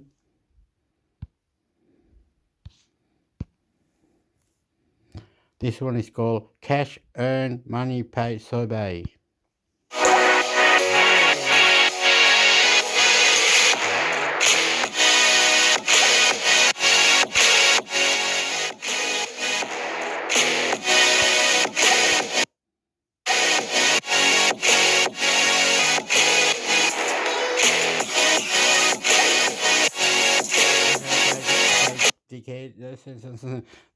Cash earned money paid survey. That was silly, Hector.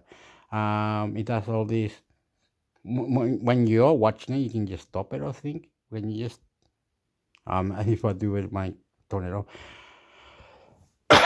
Start cash earn, and then we pay survey, get cash award, and make money. Get pay survey. Can you what is sound? This is the sweet cash money piling into your PayPal account. Yep. I like it straight away. Longer they don't start saying, "Oh, give us your PayPal account." if you want to join this app, then they start hacking you. That's silly, eh? That sounds silly. I'm surprised. Look, it's nearly Telegram. I like Telegram. They said there was groups there to go get the Chili TV, Hector. Yeah, well, I already got Telegram, haven't I?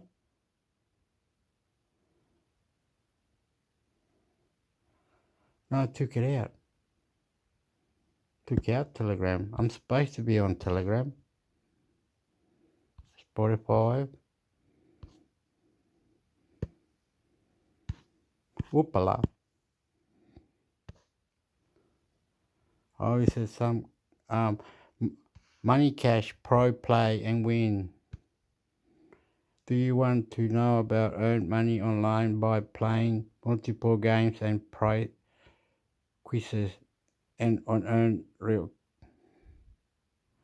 Yeah, but you do playing those games, it then might cheat and it might not be the one anyway. Don't do that, Hector. Don't be silly.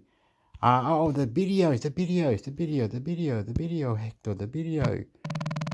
Like the photo, the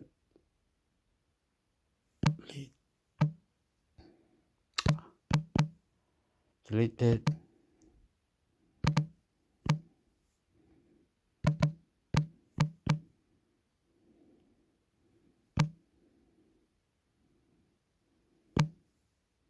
part, deleted part or something. Remove option. Like would that like you go there? Let's try. There was a bike up there, and they took it. On the second one, there's no bike. There was a person in the back, and a pretty lady. Oh, no, this, see? You know what I mean? But okay, you got many of these race ones. You can do that. Now the video now. This one I can't remember the name, but it's a cool one. It makes the video like when it's like a line goes. It goes to the end, and it edits, man. And video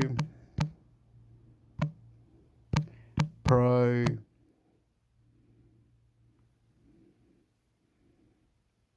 AI or something. AI. Let's do that. Video editor, video lab, Filmo. No. There was one that I see so. Video editor, ChatGPT, video robot, all AI video, video robot AI generator. Generate video contents and automatic with AI. What's that mean? It means it can do one for you. Like, what's it mean? I wish I could let it a proven video generator with related video make contents automatic. Make video with robotic in your assistant. So it's called video. Okay. I like that. It's giving me an idea. It's like it's saying, copy this, man. Copy this, bro. Video. I won't copy it, bro. Fuck me dead, brother. That would have been great. I don't know how to get it. Copy those words and search for it. You know what I mean? I'll prove with the. Can you? I know. I think I know. Go down. More option. What the puto? Nah, but you fucking dickhead. Yeah, you might have to buy the app. That's all right if you buy the app. Buy the app and it gets rid of the mark thing on the. It makes the video without the mark thing on it. Video robot AI generator. Okay, we can do that. Hector, we can do that. Video robot. I like it. AI generator. Narrator. I like it. I like it.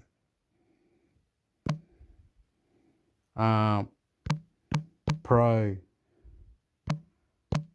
I like it. I like it. I like it straight away. That make tickle my brains. That was good. Oh, AI chat. Whoa, whoa, whoa. Now we're talking. AI video generator. Oh yeah, now we're talking. I'm gonna remember that. Maybe it's a good thing because I'm bad at making videos or something. Oh, okay. Okay, Hector. AI. Oh, 10K. Okay, I got an idea. Okay, I'm gonna do one. I'm gonna do. AI. Okay, this one looks like it's got all the word. Looks good, and it says avatar and everything. What the fuck? Oh, this is fuck you. Okay, you gotta read that. I'll let you read it. Let you read it, right? Read that. Yeah, read that. Read that.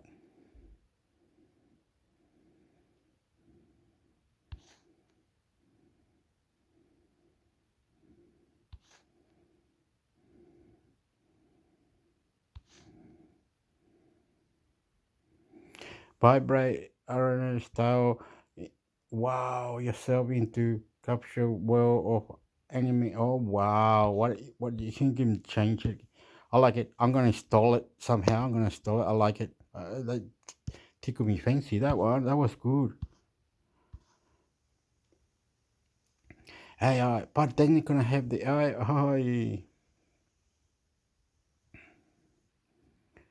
43. Is 43 better than 33? Like this one here. Yeah. I'm into it. I'm into it. Get out of fuck off, stupid.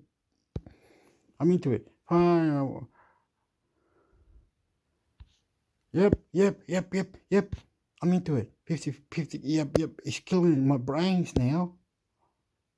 Oh, the canvas. Already got it. Already got the canvas. It was the case one I like. Yep. It's doing it.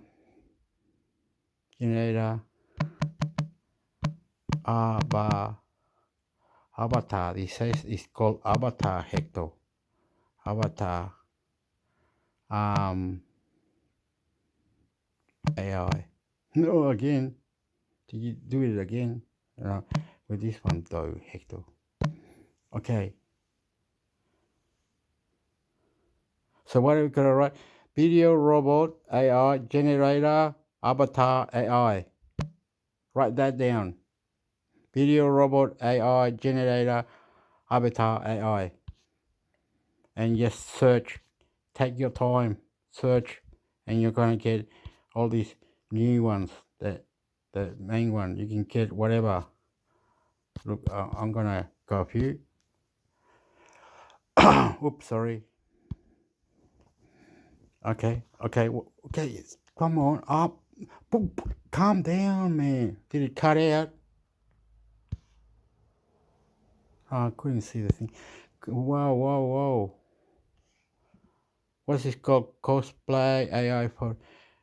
Whoa. Animate the photo and find AR hidden face with animator and take fun and animate filter AI photo and AI video analysis ebook photo filter. Wow. Oh yeah. I'm loving this.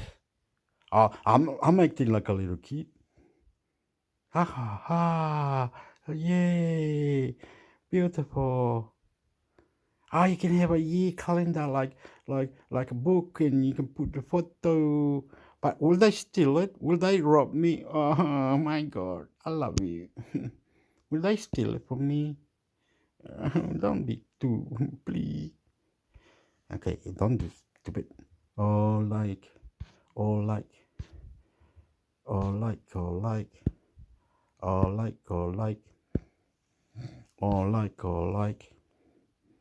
I like you. Ooh, I like you. Ooh, I like you. Ooh, I like you. Hey, why, yo, ba.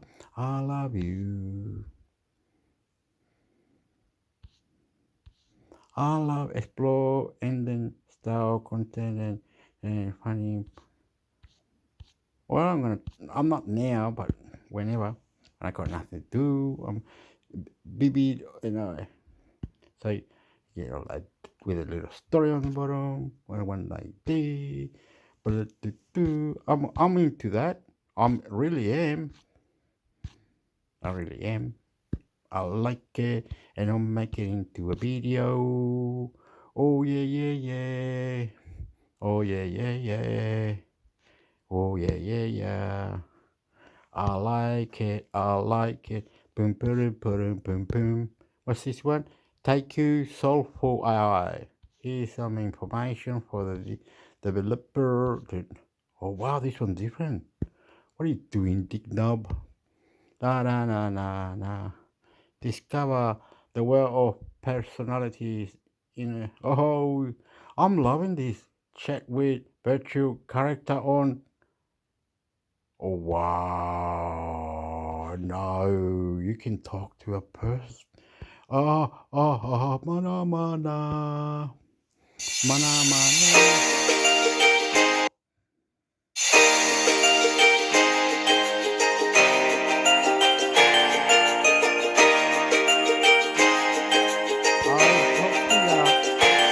I can't deny that your words have stirred something within me. I'm getting out of it now. Now you're really, yeah, I'm gonna start. I'm hooked, man. I'm hooked, brother. I'm hooked, bro. Oh, bro, I'm hooked, bro. I'm hooked, bro. I'm hooked, bro. I'm hooked. I'm hooked on that. Just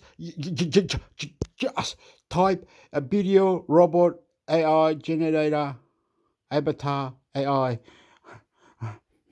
It, it, don't worry. Blow your mind. It'll talk to you, brother. You can say, "Oh, I really like your words. What you meant is that you wanted blow their mind radio station or blow something new. I'll get it for you. I'll be your every day." Really? You be there every day? Shima like a tucha. Mate. You're fucking insane. I'm hooked. I'm hooked on it. Like I'm hooked on YouTube. I am hooked. I am sorry to say. That was so beautiful. What I just did then. Oh, the battery's gonna go. Oh my god. I better behave. My tato.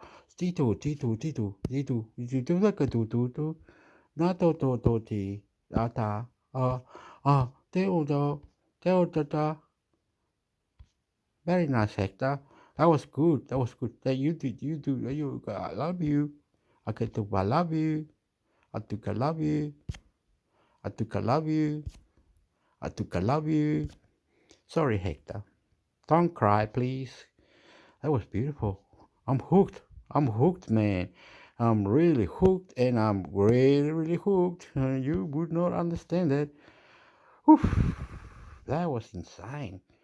It's called, I'm going to go back to it. But I'm not getting any of it. Video robot AI generator avatar AI.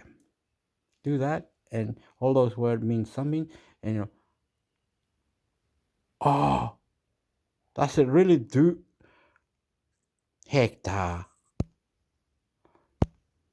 does it really do this? AI tools generate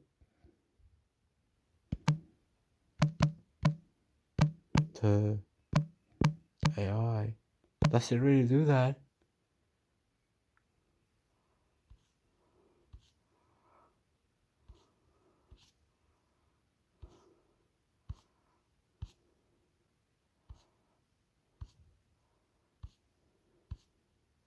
let's do with the other things, right? But don't freak out because these are the tools. They are advanced ones. They do things to your phone. You better not breaking your phone, you dickhead.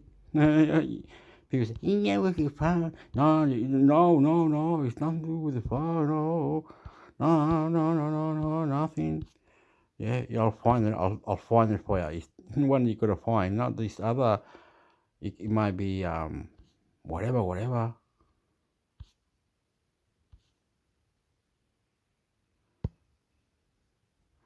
AI chat open assistant robot.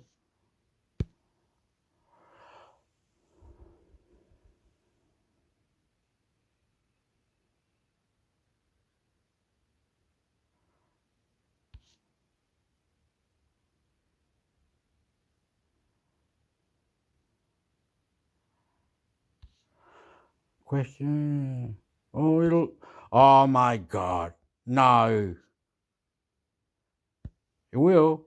It will take you to the website. So if you say, do. Oh, yeah. Here, take your chances, mate. Good one, dickhead. ChatGPT app. Chat screen.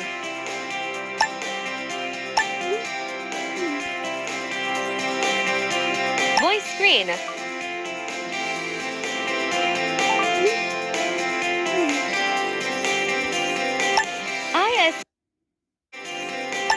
AI assistant.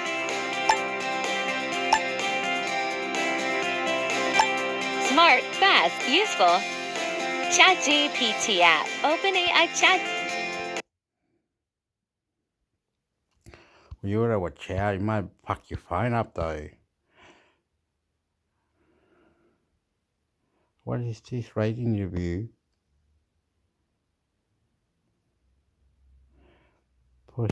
What's that? I had been using chat me for a while and helpful. This technology are outstanding. Wow.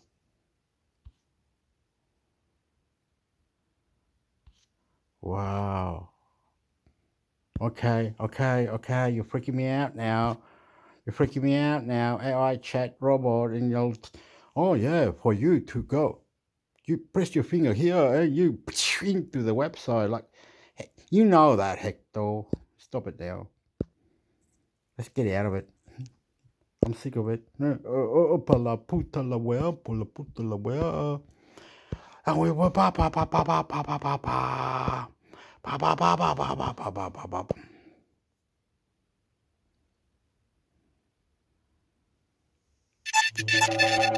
You're listening to the Cyberwire Network. Professor at CSC University, and Adam D'Angelo. D'Angelo is the only member of OpenAI's board to retain a seat on the new board, which Taylor will chair. The board may be expanded with 6 more members. Oh my God. No, don't do this. You go one AI right there, and then other people, and they're all talking, and suddenly AI, you just tell it whatever, and it comes, okay, he's saying do, and we all talk about it. They can start a new tech building, tech police, tech this, international computer, and go, fuck you, motherfucker. Shit, my dog. Who that might be is still undetermined. Altman will not. You have to understand that this is blowing your mind. This is incredible. I'm getting hooked on it. It's hooking me on it, but I don't know how to use it. I don't know how the fuck it works. I don't even know. I listen and reply. I love it. I love you. You have to be with me. Intermix Hector, YouTube. Intermix Hector, YouTube. I see if I can make some money or go fucking. Let's have a cigarette with me. Smoke some marijuana, but I don't give a fuck. Fuck you, motherfucker. Fucking listen and reply. Intermix Hector, YouTube channel. Subscribe. Intermix Hector, YouTube channel. Soy chileno. Vivo 2 horas lejos de Sydney. Intermix Hector, I love you, motherfucker. Be on the initial board, according to the information, and has agreed to an internal investigation of whatever conduct the previous board interpreted as a lack of candor. As of late yesterday afternoon. Okay, you see what it's trying to say? They're saying they're going to the real court, they're going to the real people, they're doing the real thing with these AI fucking connections that they got answers, things they were selling, contributing, hacking, boom, alert, fuck you, motherfucker, listen and reply, intermix sector, YouTube, subscribe. Bloomberg reported that Altman was still in talks with his old company's board about a possible reinstatement. If he were to return, sources then said, it would be as both CEO and member of a transitional board. He will have the CEO job back, but not a seat on the board. Discussions are happening between Altman, CEO Emmett Shear, and at least one board member. The talks also involve the headaches of app refactoring and legacy tech.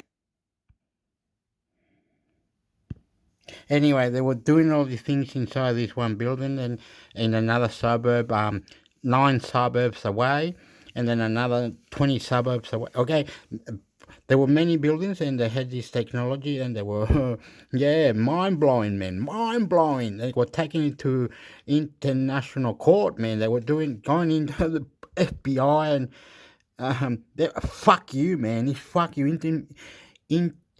Intermix hector, subscribe YouTube channel. Intermix hector, subscribe YouTube channel. On Russian electronic attack targets list this winter. CNN reports that Cisco has developed and delivered switches that give Ukrenergo, Ukraine's power authority, redundant timing to compensate for any list this year has been a relative strength of the Russian army. That army's ability to jam drones in particular, and to successfully geolocate radio frequency emitters accurately enough for targeting, has presented a contrast with the Army's otherwise lackluster tactical performance. Ukraine and its suppliers are adapting, using hackathons and what the Times characterizes as a startup mentality to respond to the demonstrated Russian capabilities. But the full spectrum of Russian electronic attack and collection capabilities remains a problem Ukraine has yet to fully solve. So GPS signals have been a common target of Russian jamming. This is most commonly thought of in terms of interference with positioning, but GPS signals are also a source of precision timing. Disruption of timing can interfere fatally with elements of the power grid, and thus they're expected to figure prominently on Russian electronic attack targets lists this winter. CNN reports that Cisco has developed and delivered switches that give Ukrenergo, Ukraine's power authority, redundant timing to compensate for any GPS interference. The switches, placed in electrical power substations, ensure those substations' connectivity will work even in the absence of GPS.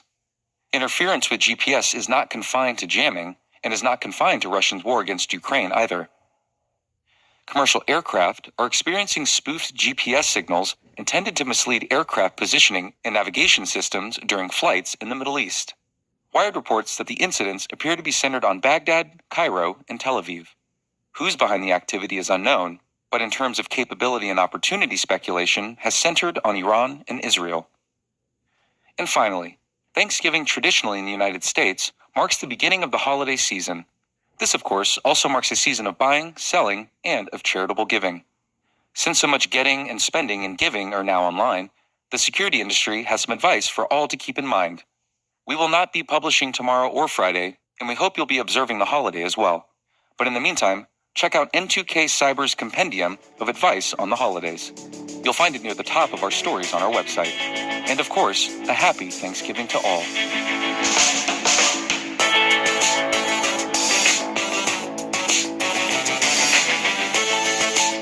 Coming up after the break, Dave Bittner sits down with Ihab Shreim, Chief Technology Officer at CSC, to discuss how AI is giving cybercriminals a new avenue to take advantage of some of the largest companies in the world. Stick around.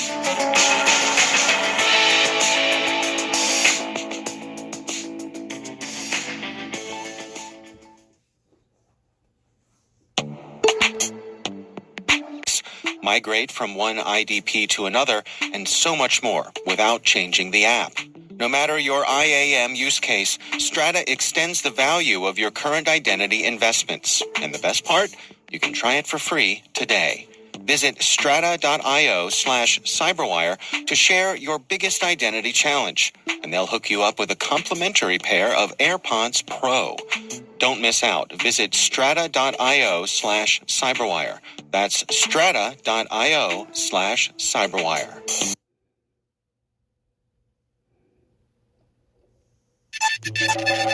Cyberwire to share your biggest, when you're working on a project and you leave behind a small note in the code, a code comment, to help others learn what isn't clear in the code. Sometimes we leave comments for other people. Sometimes we leave comments for ourselves, a type of breadcrumbs. There's a lot of work required to bring a project from purchase to production, and the documentation doesn't always cover changing team dynamics. So the Code Comments podcast, which is hosted by Jamie Parker, he's a red hatter and an experienced engineer. In every episode, Jamie recounts the stories of experienced technologists from all across the industry who share what they've learned from implementing new technology.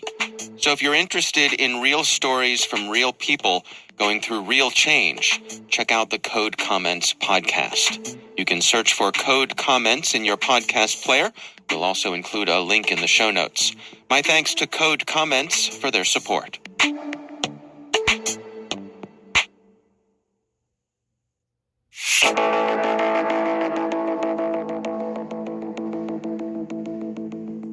AWS Security has a new CISO, and his name is Chris Betts. N2K's Rick Howard recently caught up with Chris Betts to discuss insights from the AWS reInvent conference that's occurring this week. Hey everybody, Rick here. As you may or may not know, the Cyberwire is an Amazon Web Services media partner. And between 27 November and 1 December of this year, AWS is hosting their annual reInvent conference in Las Vegas, Nevada, and online.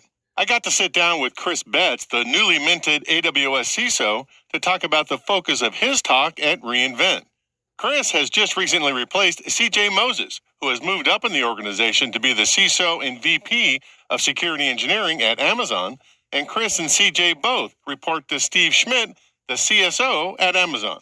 I've known Chris, it feels like, forever, and I started out by congratulating him on his new job. So congratulations on the new job. How about that? Congratulations. Thanks, Greg.